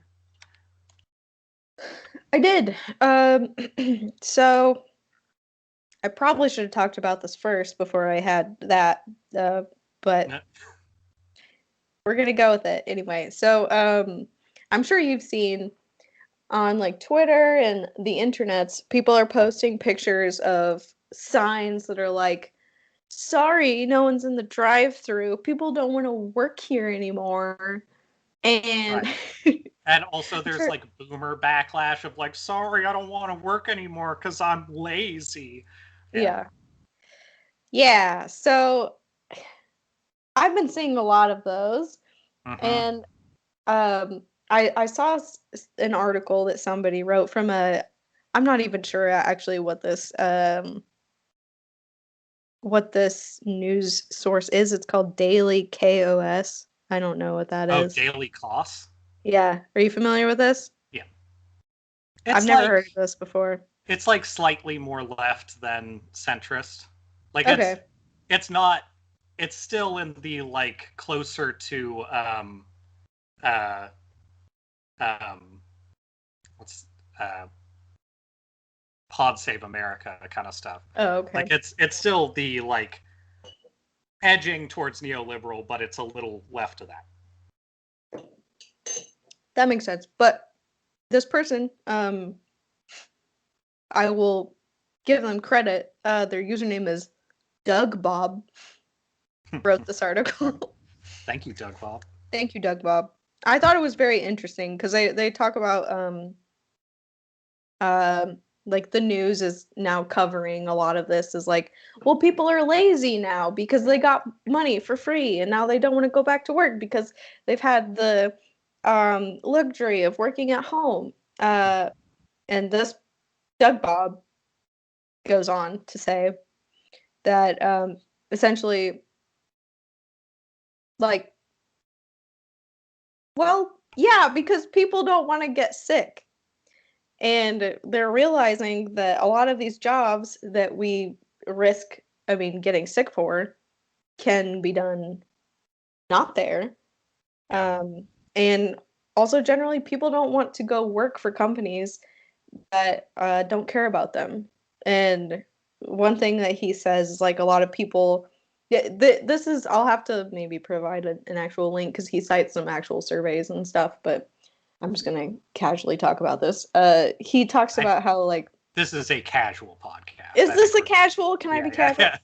Here in my pigtails. But he talks about how like at the beginning of the pandemic, people just got kind of like a lot of people just got laid off because they were like not going to work through having to deal with like safety precautions for this amount of people and not going to provide benefits for a lot of people. My Um, company literally laid off half its staff as like yeah, its opening gambit to this. yeah, like there are huge layoffs, and now businesses are kind of hurting for people to come back because people are not keen to be part of a business that's just going to lay them off immediately at the slightest sign of trouble. So I don't know, there's a couple of statistics in here that he cited that I thought were interesting. Like a Pew Research Center survey said that 66% of unemployed people in the U.S. had, quote, seriously considered changing their field of work, which was a far greater percentage than during the Great Recession. So that's not surprising. Not at all. But it's very frustrating to see all of this, like, people's hesitation about that being co-opted and like transformed into this right-wing narrative that just like, oh yeah, people are lazy. They just like don't want to work. I mean, I think that has been a drug up narrative every time this kind of stuff has happened. Yeah. In the past as well, but it's especially bad because we already had our fucking millennials and Zoomers don't know shit about shit, like through line that they had been using forever. Right. So, yeah, I just have been frustrated seeing all the signs of I even had some friends on Facebook who are like my age, kind of buying into it. Like people want to work, people need to work. They need to like stop being so lazy. Like people need to think for themselves, I think is always going to be the issue. But yeah, I actually have some, well, weirdly that rolls somewhat into the other story I had, but so I mentioned like I'm back to walking quite a bit, and a big part of that I've partially had to cut down on my like night stuff that I've been doing, which I like a lot, but like I can't have freak legs. I've been there in the past. I hate it. Does it make pants hard? Like pants that fit correctly? So for real, I don't like baggy pants. I'm not a big baggy pants person. I'll wear them to work, but like I'll wear anything to work. Come on. I have had pants that have rubbed like off, like they've rubbed open on the calf because I don't want to wear pants that are like flare-legged or something. And I fucking hate it. And also it pulls more like when you're crouching. And I don't know what it says about me. I crouch a lot, I guess.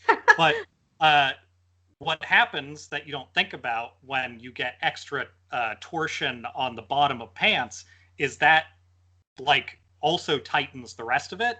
And I've had the crotch of a number of pants just explode because everything's like twisting from like the bottom of them. And that sucks, especially when I used to when I just got out of college and I worked at a grocery store, when I was doing teller work, if you haven't done that kind of work, those spaces where you're doing that work is basically like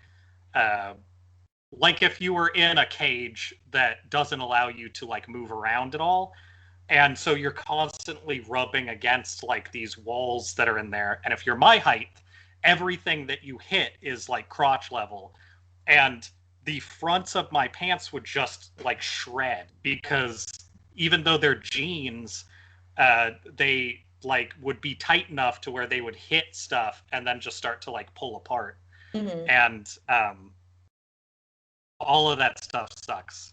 All of it sucks. Anyway, so my going back to taking the bus a lot is because along with the pandemic stuff of people, you know, trying to pin like base level workers with all of this, another place where they got rid of a lot of people was in transit. Like the city also doesn't want to pay people to do shit. And along with that, that kind of left it open. Like people can't go to meetings and stuff to like help decide how transit's going to work. So they have had a huge amount of meetings, suspiciously enough, during the pandemic in which literally, to be safe, no one can go. So like what's happened because of that is so where I live, the reason why I liked living here, even though it wasn't in the city, was because it took 15 minutes by bus that it took 5 minutes to walk to go downtown, which is where I did basically everything. And then the one other place that I would need to get to is to work, which would be a 5-minute walk from here, and then like maybe a 20-minute or 25-minute like bus excursion, provided there's no like extra bullshit. They have gotten rid of both of those buses. They've completely restructured the east side to where you can no longer go downtown. You can no longer go to where I work, which is a business district. You can no longer go anywhere except for Bellevue directly and the U district, because there's students that live out here. Everything else is gone. You can technically go to other parts of Kirkland, and they just cut all of that while nobody could say anything about it.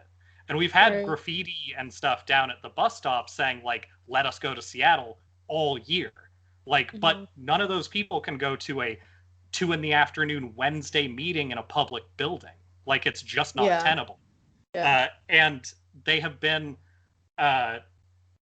putting at bus stops almost no information, but like local people are getting like little mailers that will say, tomorrow you can enter like your information online if you have opinions on this, where it's just like, nobody's going to be able to do this. Like, unless you have the time and you're like getting this and you're not busy with other shit, like I guess you could do it tonight. But effectively what's happened is the bus system here, and this all goes into why, you know, my idea of not living in Seattle for a while has been a thing that I'm pretty into, is because at this point they have broken everything down and they're saying it's for the light rail system, which is going to get out through the U district, out through like the east side a little bit. But the east side is full of rich people and they're trying to stop that as well. And the current setup is that you can go to Bellevue. There's no light rail there yet, but you can technically get a bus downtown from Bellevue. But to get downtown now from here, it has gone from being 20 minutes to like an hour and a half. And the other option, especially, let's consider that there are still a lot of people who are not vaccinated. The other option is to go to the U district, go through the bus tunnel and get downtown that way. And I would say the bus tunnel is maybe the least hospitable place for people who have not had the chance to actually get vaccinated. And there were times during earlier parts of the year where the bus tunnel was basically completely inaccessible because nobody could be vaccinated, you know? Right. Anyway, also, like, just as an aside, even riding the buses around that I take now, I've seen one white person on them. It is very clear, like, which people in this area have to take the bus and which people don't. And it's frustrating. And even for me, I would still do the walk. I'm basically going to I'm going to the edge of Bellevue and then walking into work from like the highway.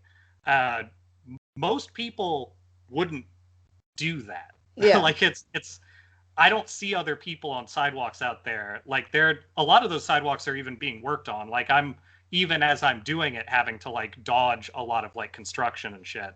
It's clearly not meant for people to get out there unless they're already well off enough to do it anyway. Which sucks because that's just for work. But it feels very similar to this whole thing of like trying to pin people for like not wanting to go to work. For my specific job, I have to be in person, but like everybody else who's there, except for half of a job and one other person, don't have to be there. They could be anywhere else. It doesn't really matter. And the other side of that is the beginning of last month is when they cut off all payments for federal payments to people. So like the idea that everybody's saying we don't want to go to work should also be interpreted as continue to pay us, it's not safe yet. Yeah. And that's being combined with the fact that we're now, the last week, getting a bunch of stuff that's like, oh, the CDC says, like, if you're vaccinated, you can just do whatever you want now. But it's also, it's pre-reporting. Like, that story hasn't existed until maybe today. I haven't checked. But for the last week, they've been like, they're gonna say it, which is, like, super irresponsible, I think. Like, also, like, there's tons of people who are doing the, like, wearing a mask barely around here and stuff, and you know those people that aren't vaccinated are just going to, like, stop doing it. Like, they're just going to act like well, it's no big deal, I'm vaccinated. Like, that shit. Right. It's just bad ideas all around, I would say. Like, I'm happy that I'm vaccinated, and I'm happy with the potential that it is relatively safe to just be in a space, but at the same time, like, I know people, they aren't going to do the right thing when people start doing that shit. Yeah, God, I really wish people would stop comparing, like, the vaccine cards, or anytime the, like, vaccination passport shit is brought up. People should really stop comparing that to, like, the stars that Jewish people had to wear during the Holocaust. Like, really wish that comparison would stop being made. Yeah. That kind of sucks. Seemingly, that comparison didn't stick when Trump used the fucking Auschwitz like anti-gay shit. Yeah. Everybody was like, "What the fuck? That's a real thing. Like, you can't just do that." And everybody was just kind of like, "Yeah, it's probably fine." It's just, you know. We got Stephen Miller, who may as well be in the SS, being like, "Yeah, fuck him," and everybody's just like, "Nah, you didn't mean it." I haven't listened to Pod Save America in a really long time, but I always loved how they described him as a C+ Santa Monica fascist. Yeah. I really liked that byline. That's great. There's some really good Chapo Trap House discussions of his early life from people who, like, have reported on knowing him when they were younger. Oh, God. That shit is nuts. It's very Ted Cruz-like, of that, like, oh yeah, here's some reports from people who knew him growing up. Like, all of them are negative. Yeah. Frightening. Can you imagine being in a college and that guy's, like, on the floor you're staying in or something like that, and you just have to have that in your mind, like, oh, this guy's, like, around. Like, like, the worst. Ugh. So, yeah.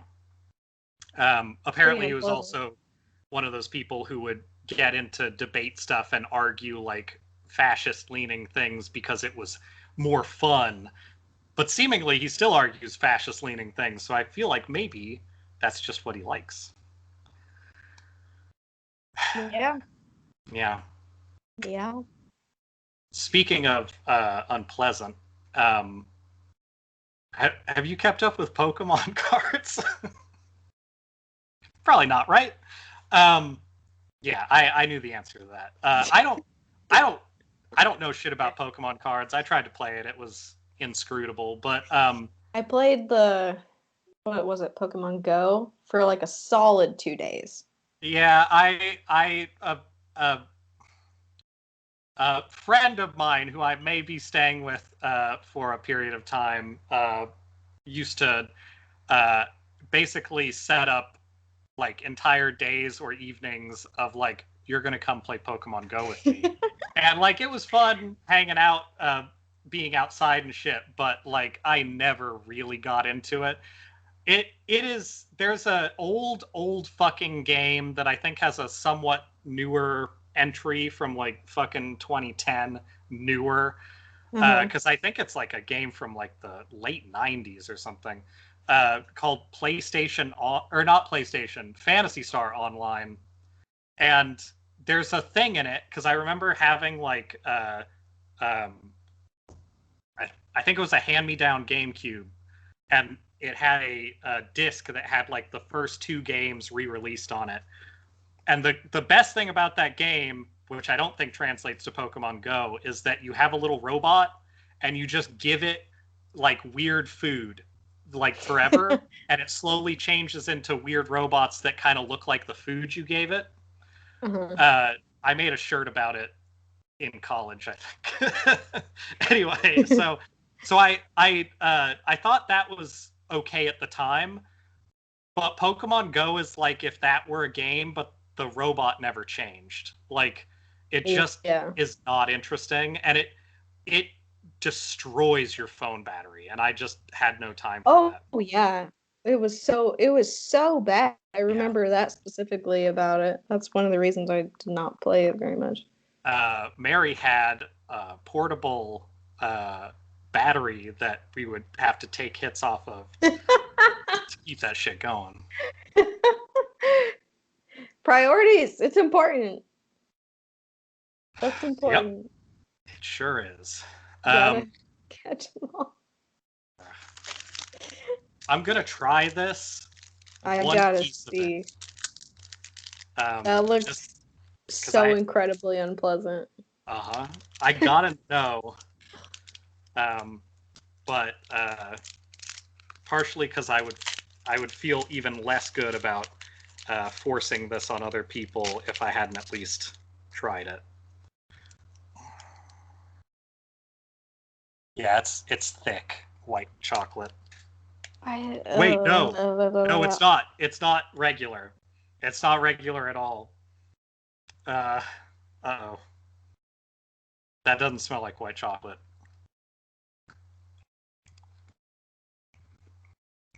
I hear it.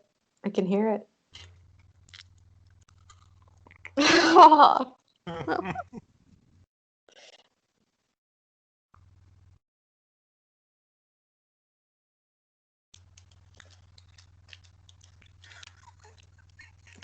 What do you think about Fruity Pebbles, I guess is the real question. No, the real question is, do you like that? Oh, that's so fun.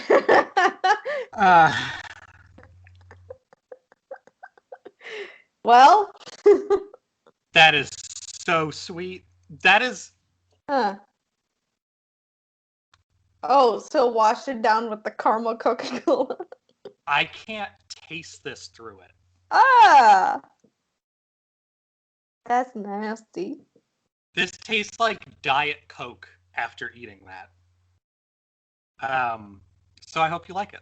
It's big. Oh, dear God. I think Jesus also said that, to be fair. All right, so here's some tequila. Yeah. Here's some tequila, I guess. This is the end of the tequila. It doesn't have to be the last tequila. Episode named, by the way, the end of the tequila. Okay, Coca-Cola. Okay, all right. Because the Coca-Cola, the coffee, and the caramel didn't hurt enough. This should do it. That, yeah, probably will. All right. So I'm feeling lacking right now. I don't. That's complex, baby. All right, so here's a little tidbit. Pokemon cards are being regulated by Targets and Walmarts and shit, and it's real weird. And people have gotten into armed confrontations over it because people are actively like fighting to get these cards. Because they can resell it for triple the price. Okay, what? Why? Like, why? Is this a sudden development that they're all of a sudden like just very expensive or worth a lot? I forget. It might have been like. It might have been like. What did you just say? What happened? It might have been like. Fuck, I can't remember. It might have been like Post Malone or somebody might have mentioned playing Pokemon cards. But then they also mentioned like Magic cards at some point. But here's the thing. Here's why it relates to what we were talking about before. a big part of this is being spurred on by the fact that you can make money off of these. So most of the people who are trying to get these are not opening or interested in them at all. It is literally like if they put all the money they can into all of the packs of the cards that are at Target, they can resell it, and they know they can, and make double the money over what they spent to get it and make their money back. So essentially, people are trying to use it to exist because things are that bad for a lot of people.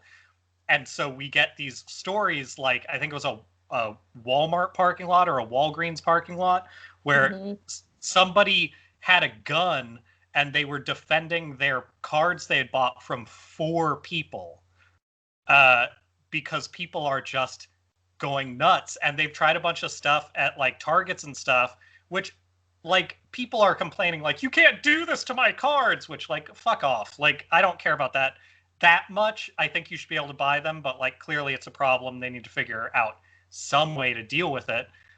Also, they're not required to sell them. Like they can sell them online and just not sell them, and that's not oppressing anybody. Like there are differences in like what's okay and like all that shit. But they got to the point where they were only selling cards on Friday, and you had a limit of 2 packs of whatever, and that's it. And people were acting like they were being oppressed. But when you consider the fact that like some people were literally counting on that to make their wages, essentially, that puts sort of a darker spin on it. So that's been interesting to see happening this week and lately. It's not all this week. It has been a little bit, but yeah, it's pretty dark. Yeah, it's pretty dark. Oh, that's not blood. That's So you're not bleeding? No, I don't think that's going to show up very well. It's not very dark on the camera. I had to do a thing at work that was stupid, and it required me to use scissors, which my hands don't fit in scissors very well, and so my hands like curled around these scissors, and I a couple times pinched this finger between the like scissor handles, and it's like it looks like blood up through the middle of my finger, like when assholes in school would like pinch people's noses and try to get the capillaries to burst. What? I went to some schools that were occasionally not very nice. Anyway, so do you have anything else before I do bad shit? Before you do bad shit, there will probably be time after. I just I don't want to make people wait for anything past this if they want to duck out or whatever. No, I don't think I have anything else. Definitely not anything else mentioned in my introduction. Although I feel like I need something. So hey, great idea. I'm gonna do that. We'll both be right back.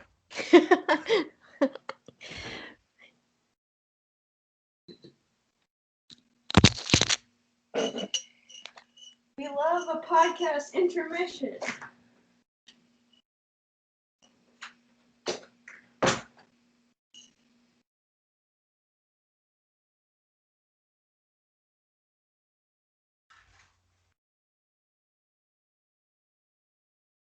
This was another beer gift.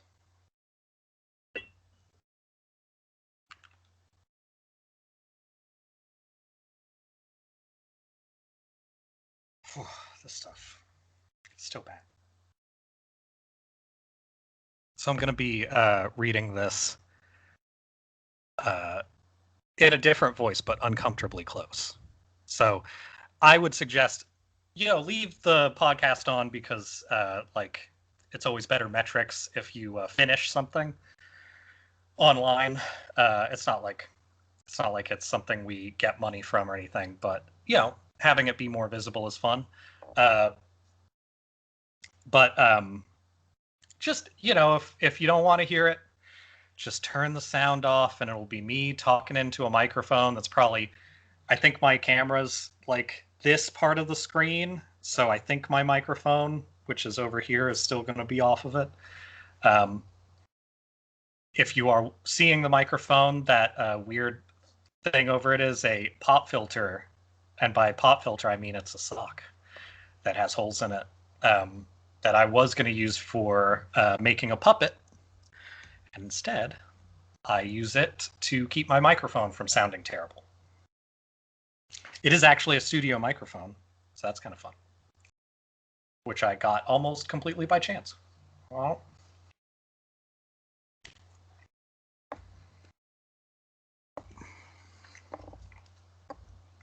now I'm gonna please enjoy while I eat this waffle, and we'll wait for Madison to return. Here is one piece of the waffle.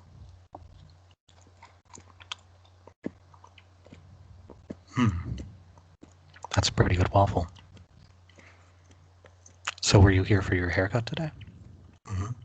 Oh, that's nice. The usual cut? Number 3? Okay. Did you want the area around your ear shaved down? Oh, that's nice.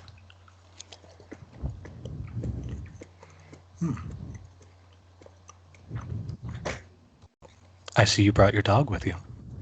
We don't allow dogs in this. Don't judge me, guys. I'm doing important ASMR work. Oh, hi! Hello. And that's a piece that I will call "We Don't Allow Dogs in This Hairstyling Establishment ASMR." Yeah. Also, your hairstylist is eating the end of a waffle. I'm jealous of the hairstylist. Also because the hairstylist has tequila and not gin. And gin just is hard to mix with things without it being bad. I like to enhance the bad.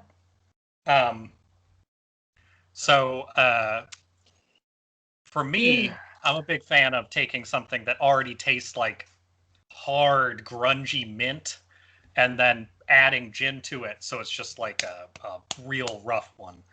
Do you guys still... herbal punch in the face? Do you guys still have Brennivin? Because I feel like that's a tough one if you ever want to mix it. Yeah, we have a lot. I have saved some recipes for Brennivin drinks that I want to make, but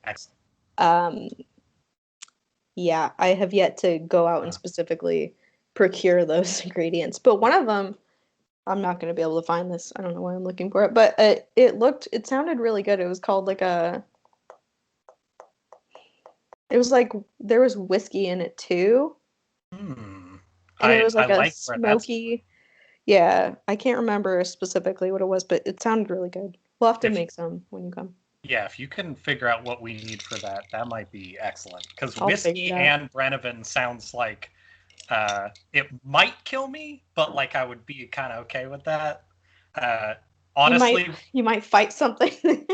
Oh, most likely. Yeah, Brennivin works differently in different people, but if you're having an unrestrained Brennivin day and you're not fighting or fucking something at the end of it, you completely missed the point. Yeah, that's why we haven't gotten into it too much, because I'm just like waiting for the right time. I also have this. It's another beer gift. I may break into that because there's very little of any of this stuff. All right, so I want to preface this. Like I said, I don't remember if it was when you were gone or here at the last break. So this is a thing that's written in all seriousness. Anything going on out there? Can't tell. I didn't hear anything on my end. If it was Jenny, she would text me. It's fine. Okay. I hit the emergency button on my phone sometimes anyway. I'll call the police if I have to. I think someone's hammering downstairs. I think that's what I'm hearing. Okay. Yeah, we actually had some weird shit going on in this building the other day where I think somebody might have been hanging some stuff, but it sounded like they were trying to break into the bathroom. Yeah. I also had one of those weird nights where I was like kind of out of it and I left the door open in the bathroom when I took a shower because I'm the only one here. And then like halfway through the shower, I heard like what sounded like a footstep in the hallway. And I was like, oh man. Yeah. I hope I don't have to make it no. fight anybody because that's going to suck. That'd be unpleasant. It'd be unpleasant for everybody. You don't want to fight a large soapy man any more than like none of it's good. Anyway, so this is a serious article written by a Trump supporter who also happens to be the man who wrote Dilbert, the comic strip. Scott Adams. Scott Adams believes a lot of things. He believes he's an amazing writer.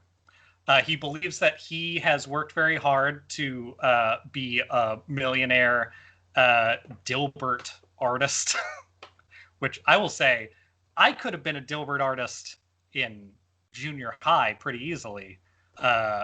But drawing the same thing over and over sucks in that way. Not a lot of fun.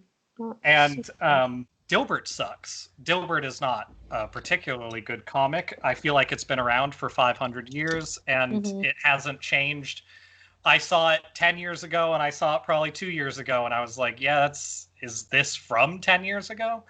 In any case, he's a crazy person. He believes that he's like a warlock. And he believes he can hypnotize people and all kinds of other stuff. He also believes some other things that we'll get into. The reason why this is going to be so unpleasant is because this is from scottadamsays.com, his website, specifically a blog that is a 4-part blog. This is part 1, and the blog in question, the series, is called Hypnotizing You to Have the Best New Year's Day Ever, part 1. This was posted December 28th, 2015, and the category it was posted in was #Trump. So if you want to speculate on what this could possibly be about, I think you'll be wrong. Is step 1 Rohypnol? God, it might as well be. So this is gonna, yeah, Rohypnol. Yeah, step 2 is wake up sewn to 2 other people. The best New Year's Day ever. The best New Year's. Happy New Year. So I'm going to probably read this kind of quickly, but I'm going to try to read it in the voice that I think Scott Adams, who if you don't know Scott Adams, his look is a Bill Gates that they took out of the oven a little too early. He looks like Dilbert. He looks like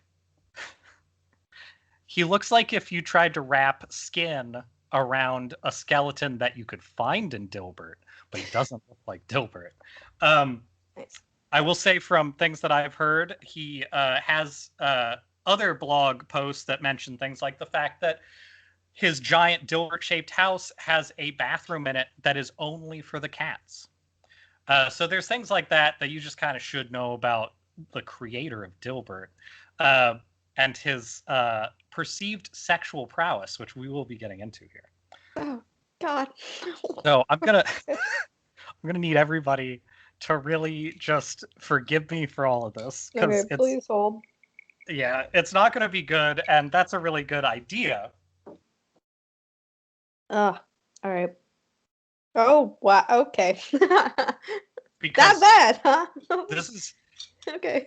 Because this is written earnestly. It's a tough one. It's a duff. And he's not good at jokes. He's not good at any of that shit.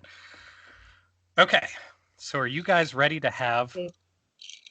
Are you guys ready to be hypnotized into having the best New Year's Day ever? And I feel like blogs have to be read a little bit close like this, but I have to read it in a voice that's like his, because if there's voice clips of me saying this stuff, I will kill myself by putting myself in the bottom of a dumpster and waiting a week for the trash truck to show up. So This is going to be a Scott Adams theater piece. Let me just get this. Warning. For this to happen to my ears. Okay. Yeah. I apologize most to you, but hey.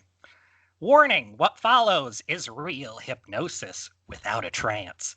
You should not read further unless you would like to have the best orgasms of your life on New Year's Eve and the following day, with or without a partner. This method will work for both men and women. There will be no dirty talk involved, but this is intended for adults only.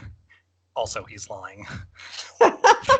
Please consider this as my way of saying thank you for reading this blog. What to expect? If you take this journey and continue to read my blog this week, expect to feel almost nothing at first. The impact will intensify as the week progresses. God.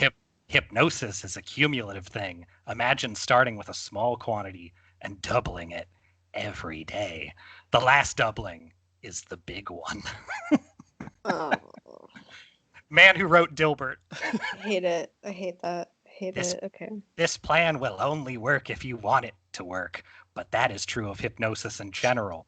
But in this case, I don't know anyone who objects to having a great day. As a public service, I will show you my hypnosis techniques as I employ them. Expect to learn a lot. Rule number 1.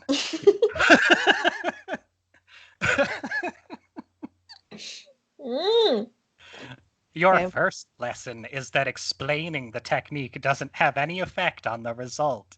You would think that telling you my tricks would negate them, but the opposite will happen. In part because rule number 2. Rohypnol. The subject has to expect the hypnosis to work. That means setting the stage of credibility. I could not have written this post without you first seeing how well the master persuader filter has predicted Trump's climb in the polls. For those of you who are watching that spectacle come together, you already know I have credibility in this field. There's some Trump stuff in here. Which polls? What is he talking about? 2015. Okay. In hypnosis school,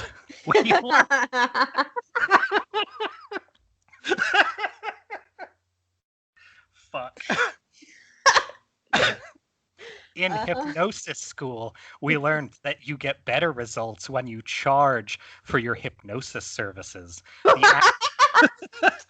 The act of exchanging money influences the subject to believe that hypnosis is credible. It also helps if the hypnotist has a professional office with some diplomas on the wall, years of experience, a pleasing appearance, and an air of confidence. The details are less important than the fact that you are establishing your credibility in some way. Thanks to my Trump blogging, most of you are reading this with a sense that the fields of hypnosis and persuasion are far more powerful than you imagined. I can confirm that the secrets you are about to learn are so hard to believe that I haven't been able to communicate them for years. It simply doesn't sound true unless you have some appreciation for the moist robot hypothesis. Which That's real? That's real. It's in capitals.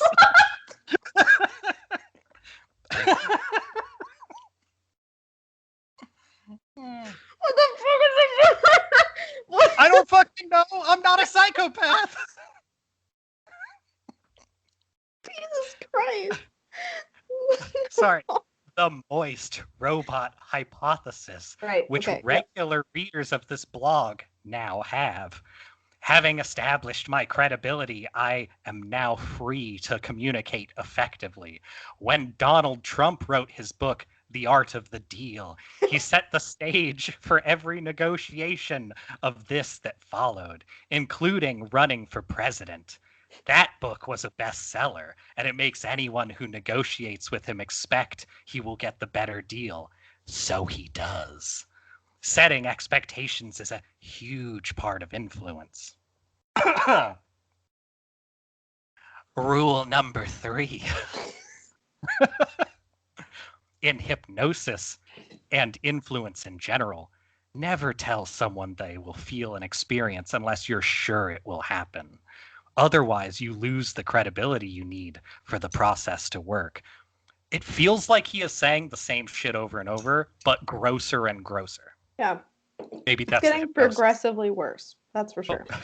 By now, you're thinking this hypnosis series probably won't cause you to have incredible orgasms by the end of the week. I am thinking that, yes. But Weird. You are curious what I'm up to. Rule number 4. The sentence above is hypnosis.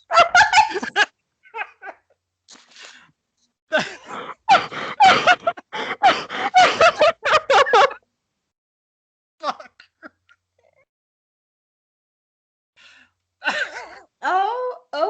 Okay. Okay. The most powerful technique for creating a connection between subject and hypnotist involves the hypnotist making an educated and correct guess about what the subject is thinking as they are thinking it.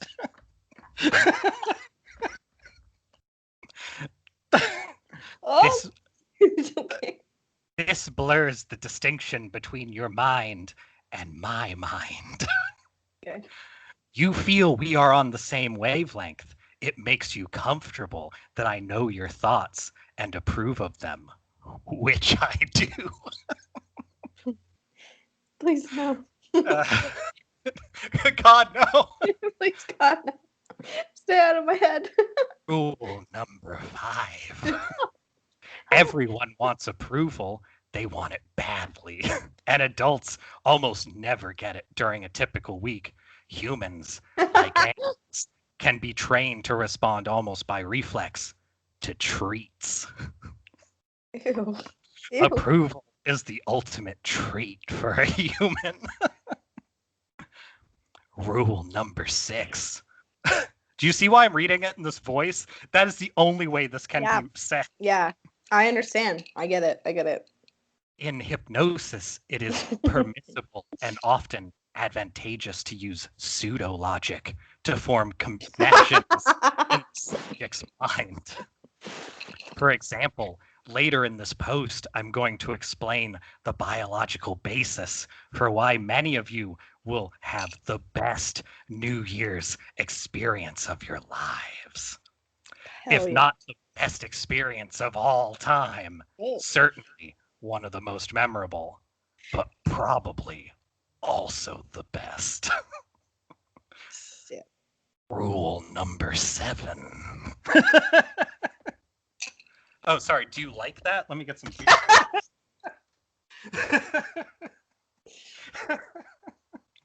All right, I deserve that, but that sucked. Yeah.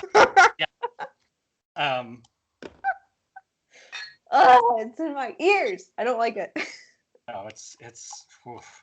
There's a reason why I apologized for this several times before it happened. I'm glad.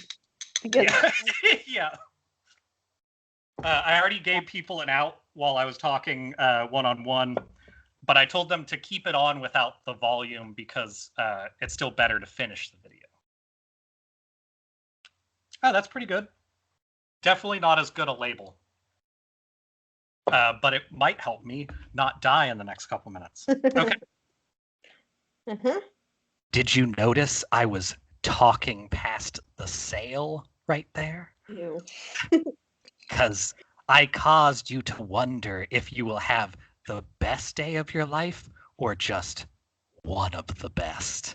Or maybe it will just be the most memorable, but it could be both. I did it again because rule number 8. No! Repetition is reality. Whatever you think about the most will rise in importance and truth in your mind. There is a good reason Trump repeats himself so much. Some of his method involves making you think past the sale. Okay, actually, this is a good point. It's simple repetition. No, this is not a bad point, actually. He is correct in that, based on like very rudimentary psychology. But he is saying that this is from Trump's book, An Hypnotism School. Okay. That's not hypnotism. That's just being a person. But okay.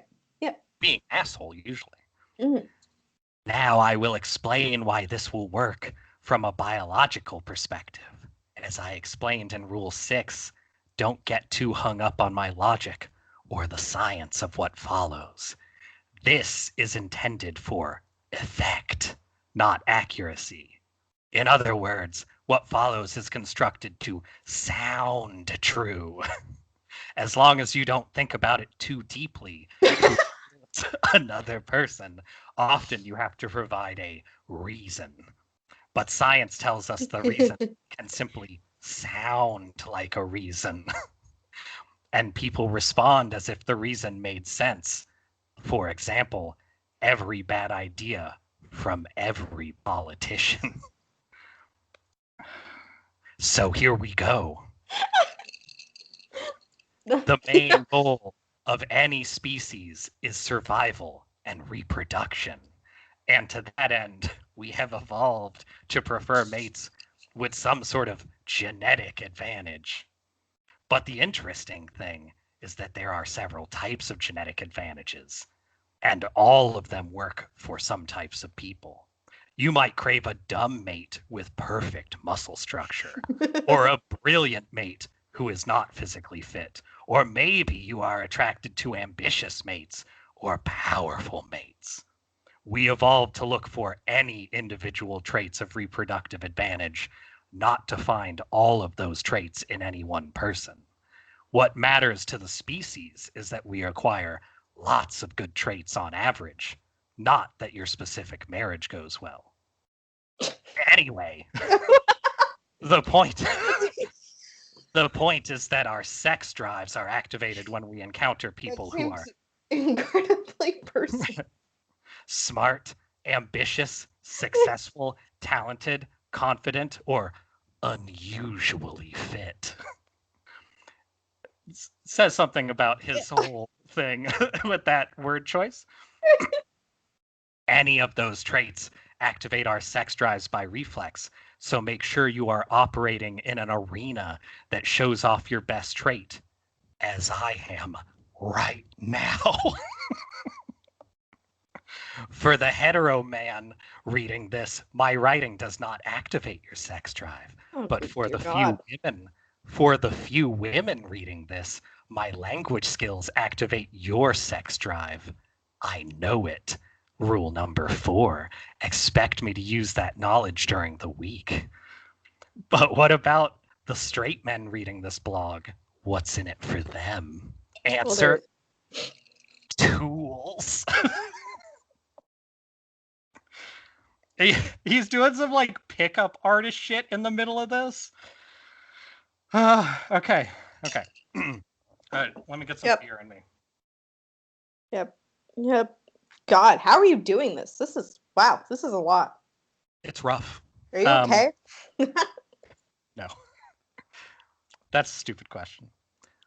I know. No, come on. By the end of the week, your persuasion skills will be off the chart for both business and personal use. Remember, this is his tools that he's given to the straight man, is what he's saying. The prospect of acquiring this power will cause your testosterone to surge. For men, that's usually all we need. The reason men get morning wood is because testosterone is highest in the morning. Expect to be raging by the end of the week. Even more than usual. Hell yeah. The power you are about to acquire and how that boosts your testosterone. Okay. Rule number 9. I'm sorry. How many rules are there? 12. Okay. Intention is powerful. When people know your intention without doubt, it makes them comfortable. My intention is for each of you to notice over the course of this week any changes to your physical state of arousal. You probably won't notice much or anything today, but later in the week, you will start to see things that remind you of sex more than usual. That's your first tell. Rule number 10. Predicting a subject's future tell and being right is a powerful method of persuasion. It builds credibility. Here I am employing a bit of a magic trick to accomplish rule number 10. My suggestion that you will be more often reminded of sex this week is self-fulfilling. I am causing change I am predicting, putting the thought in your mind that you will have a wet, throbbing week ahead.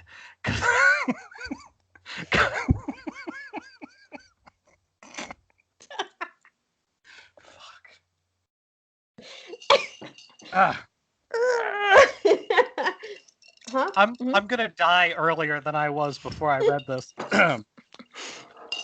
Hey, but at least you have a wet, throbbing weekend.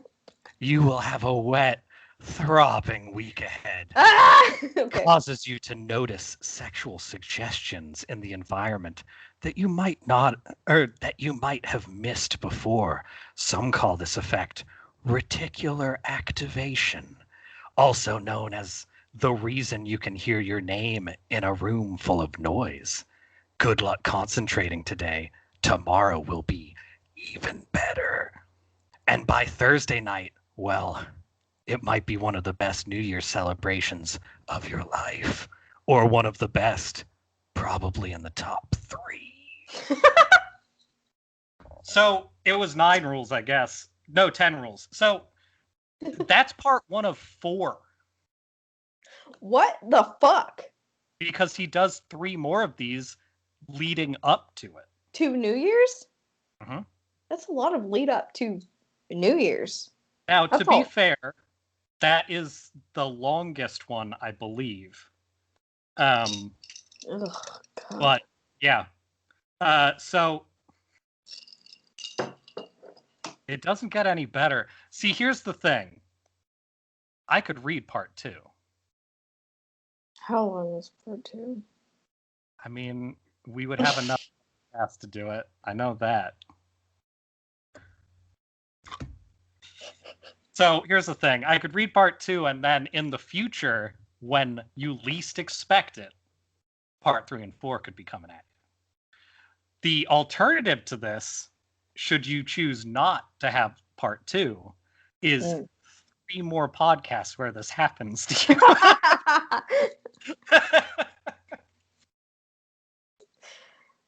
Oh, God. Yeah. That's called hypnosis. I am feeling strangely drawn to getting part 2 over with right now. Interesting. See, I already knew that would happen. It's happening. All right. Honestly, I don't want to do this, but I'm going to because I also don't want to do 3 more podcasts where I read this. Why? Why not? Feel like it? So eventually, I plan to be reading things, mild spoilers, in an Alex Jones voice. Oh, and I'm sure you'd have to at some point. yeah, I need some practice reading in terrible voices. So, I guess that's good. Are you ready for part 2? Nah. I'm gonna drink some of this beer. It's happening. Sorry, everybody. Welcome to the podcast. I'm not sorry. You all deserve this. Yeah, that's fair. Do you like that?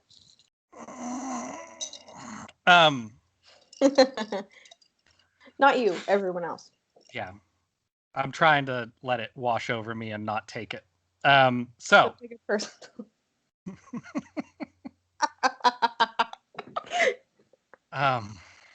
Whew. Okay. Yep. Here we go. Ready. Scott Adams, creator of Dilbert. Ugh. Okay. Why does this? The fact that this man has so much money and has been so successful is so deeply saddening to me. Who?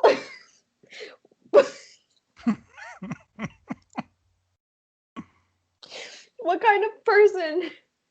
Oh, That's not a question. Just this one starts off bad. But there's a warning first, so let's do that. Warning! Do not read the rest of this unless you have first read part 1 and you understand my warnings. Thank God. What follows is real hypnosis. This is for adults only. If I asked you to name your favorite lover so far, could you do it? And can you remember how good it felt? There was something about those experiences that activated the feel-good chemistry in your brain in a way that is different from your ordinary experiences.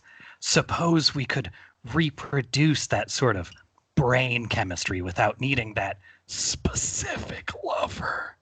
How good would that be? You might find out.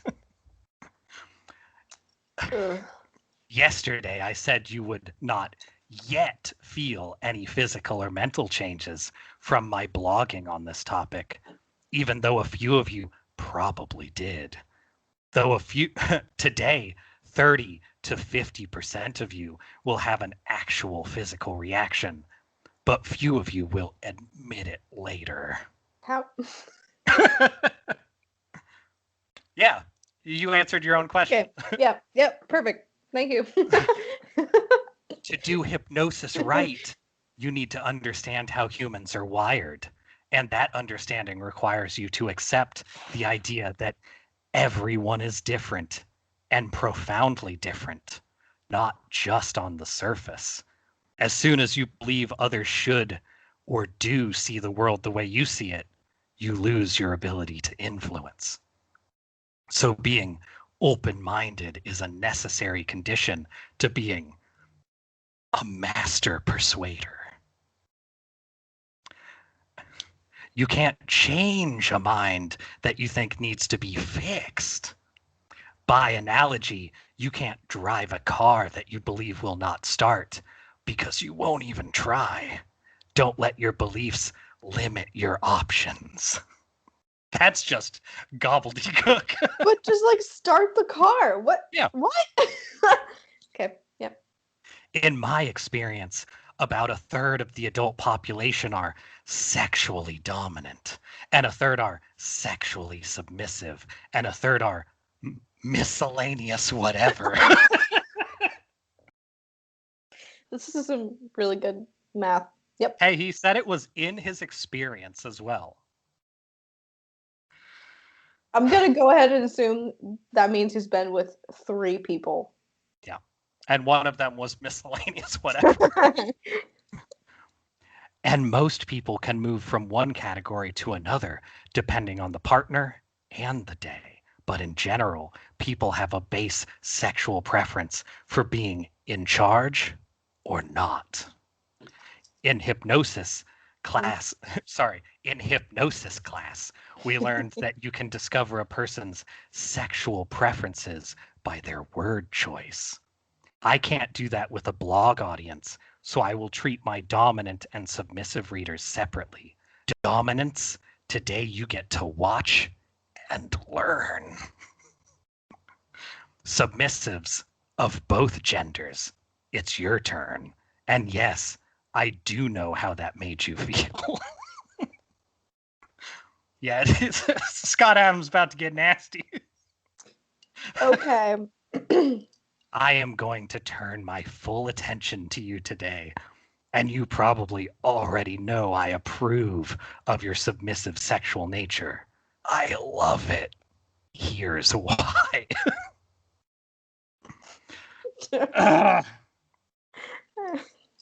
Submissives often think that something in their personal history made them the way they are, but history is just a mental concept. You want to play that line over in your head again? Actually, you know what? Considering the things that he supports, that makes sense. Yeah, history is a concept. Just a mental concept. You can't see history or hold it in your hand. What you have in the real world of the present is some loose wiring in your brain, as all people do. And you can take advantage of it. But first, let go of whatever hallucination you have. Wait. Let go of whatever hallucination you have been putting on your random loose wiring. It doesn't matter why you are the way you are. All that matters is how you use it. And that makes you the luckiest people in the world. Also, so when I'm putting emphasis that's real weird on words, it's because he's bolded them like a fucking boomer in his text. I feel like reading this and reading the way that he's decided to style this would be deeply disturbing to me. So I appreciate your interpretation. Thank you. Verbally. It's much better than experiencing that visually. What if he was reading this into a camera? I would be displeased. I would have left. I would have gone. It Submissives! I want you to start planning your New Year's Eve now. But it's May. Make sure you have some time alone or some time with a partner who fully accepts your wonderful nature. But most of all, I want you wet or hard, and especially obedient starting now. Okay, so why earlier he was like, I'm not. Earlier he was like, dudes, hey dudes, I'm not gay. I'm especially not gay. But now he's like, hey submissives, whoever you are. I'm Scott Adams, no homo. Yeah, no, it started off very different than where he's at now. Yeah. Now that we're like a day in, he's like, do what you got to do, whoever you are. I'm here for it. Whatever you are, I need you to be in my thrall. And I want you to know how much I enjoy putting you in this state of mind. It starts now, but will get more intense by Thursday night. Expect to be a quivering, throbbing, wet mess by then. How did that make you feel? I'm gonna burn every copy of Dilbert I see for the rest of my life. Hey, side note. He told people on like a fan blog that he would let them know when Dilbert's finally had sex because his tie would be straight. And then he made his tie straight in a comic at some point. So he was in this kind of weird shit when he was just doing comic stuff too. Anyway. Cool. In order to fully enjoy your New Year's Eve, I want you to find a way to thank me in words, not deeds. This is the part that connects us and makes it real. That feeling of connection will release a different set of feel-good chemistry in your brain that complements your arousal and takes it deeper. On New Year's Eve and the following day, I will be checking my public email account. Hold on. I will be checking my public email account at dilbertcartoonist@gmail.com. You can stay anonymous if you want, but you have to show your respect by thanking me for some of the best orgasms of your life, if not the best. And I just want to reiterate, that's dilbertcartoonist@gmail.com if you want to tell Scott Adams about your orgasms. And imagine the grin on my face when I read your message and respond based on your gender with good girl or good boy. Well, what? So we started in such a different place. Now we're fine. Okay. Yep. All right, I'm just gonna breeze past that. It's fine. Scott Adams in an email saying, "Good girl," or boy. At what was the email again? Just in case. oh, that's dilbertcartoonist@gmail.com. Cool. Yeah. Please do not send your horny messages to it's this week's podcast at gmail.com. That's not where that goes. It's dilbertcartoonist@gmail.com. That's our personal email address. Extra special. If you are not submissive and you have never met anyone who is, you might not know what I just did for those who are. That group is about to have one of the most interesting nights of their lives. Hypnosis and persuasion techniques used. Number 1, making you think past the sale. Fuck. Number 2, okay. repetition. Number 3, pseudo logic that sounds right even if it isn't. Number 4, telling you what you are thinking as you think it. Number 5, displaying my credibility in the field. Number 6, visual imagery. Number 7, asking you to do something small, plan your time, thank me, to create a connection between us. This also creates the mental model that when I ask for something, you do it.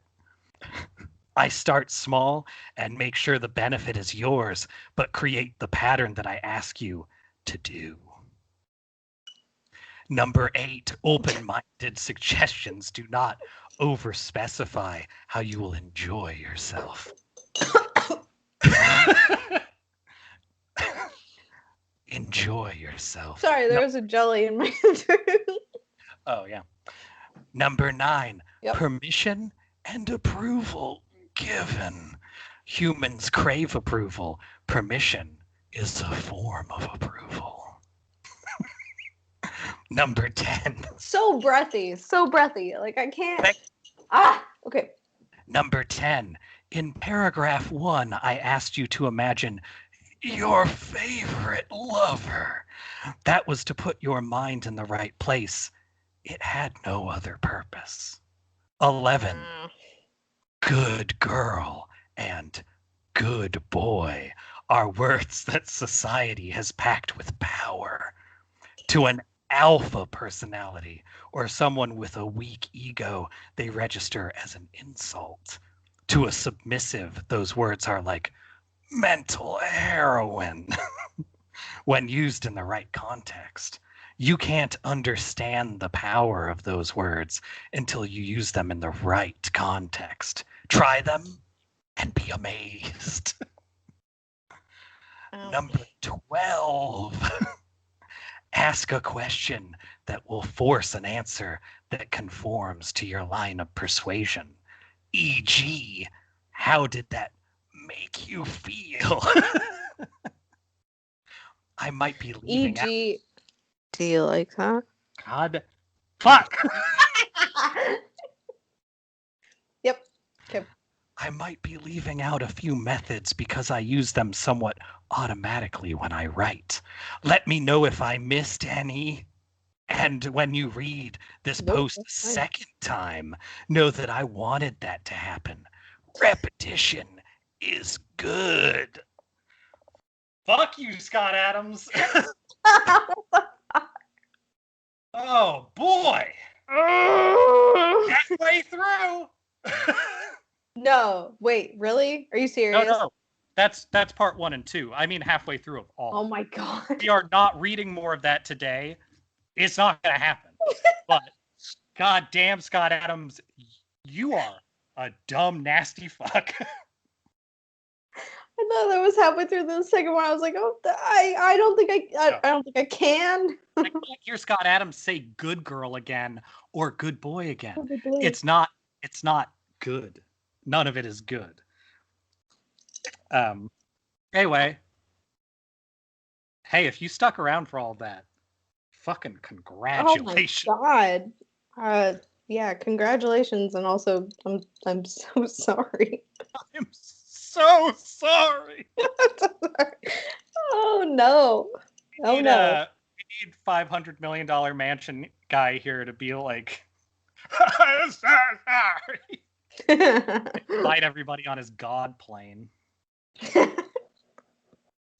Okay, that was actually someone knocking at the door. Oh no. Excellent. Oh, I hope it's not Scott Adams. good. Perfect timing. Scott Adams' blog is a nightmare. That's not just like a one-off. Like he does a lot of writing on the internet, and it's all bad. It's not even well written. Like he has just the worst everything going on.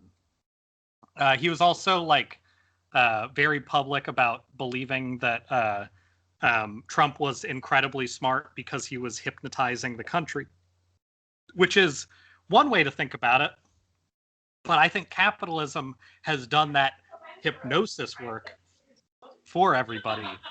So I don't think that really has much to do with that. Pigtails, dude, so cute. Thank you. Thank you. Thank Hello. you. Here we go. It's my weekly guest appearance. How are Man, you? You are so lucky you got here now and not earlier. Yes, thank you. I look forward to it every week. If you were here, let's say 10 minutes earlier, you would have been in hell. So it's a good time for you to show up. What happened? Ask Madison. I'll tell you later. Well, I'm gonna go make some ravioli. Man, that sounds dope. I'm gonna It keep is drinking dope. this. Yeah, I'm drinking this good kombucha. Honestly, they should sponsor me. Everyone, drink it. Wait, is that the To my fans. Oh, raspberry goji rose or Yeah, rosé? wild tonic. Rose. Rose. one or not? Okay. No, this one's not alcoholic. But okay, I'm gonna go make some ravioli. Okay. Bye. That's been your minute with Jenny. That is the Jenny minute. Thank God, a much needed break from And everything that just happened. I have never needed somebody to come in and be a normal human more in my life. Same here. I was like, oh God, thank you. Oh. Ooh, well, Hey, our time's about up. yeah. Weird. We just like flew right through that with Scott Adams blog Hey, post. get out there, read some Dilbert. Think about that he has like a Dilbert-shaped house, and just hang out in your cat's bathroom and enjoy life, I guess. That is our strong suggestion to you, and the power of repetition. Yeah, at the end of the week, let me tell you this: you're gonna have the best orgasm. I don't remember a lot of what happens in the second half of this, but I do remember that he starts telling people, actually, don't touch each other, don't have sex, don't have a sexual partner, don't do anything. The orgasm is separate from that. Like I don't remember how the fuck he like tries to legitimize that, but I remember there is a point in this where it just like full shifts into like he thinks that his writing, which I will say is not very good, he thinks that his writing is what's going to do it. So Wow. Wow. Wow. That's so great. That's so great. Good for him. So much confidence. We love it. Yeah, I'm so glad that rich, white, old, fuck, untalented cartoonist has so much money. Yeah. God don't make no trash. Yeah.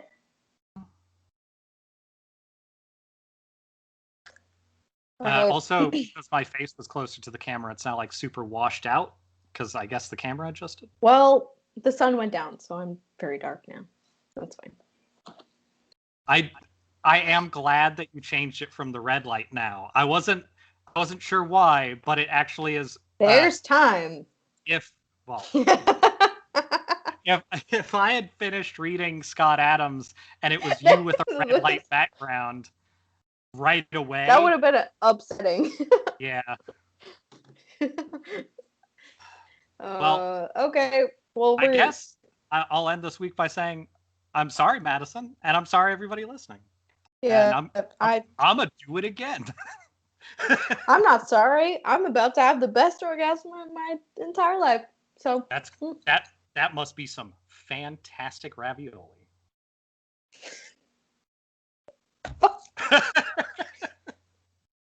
Be gone.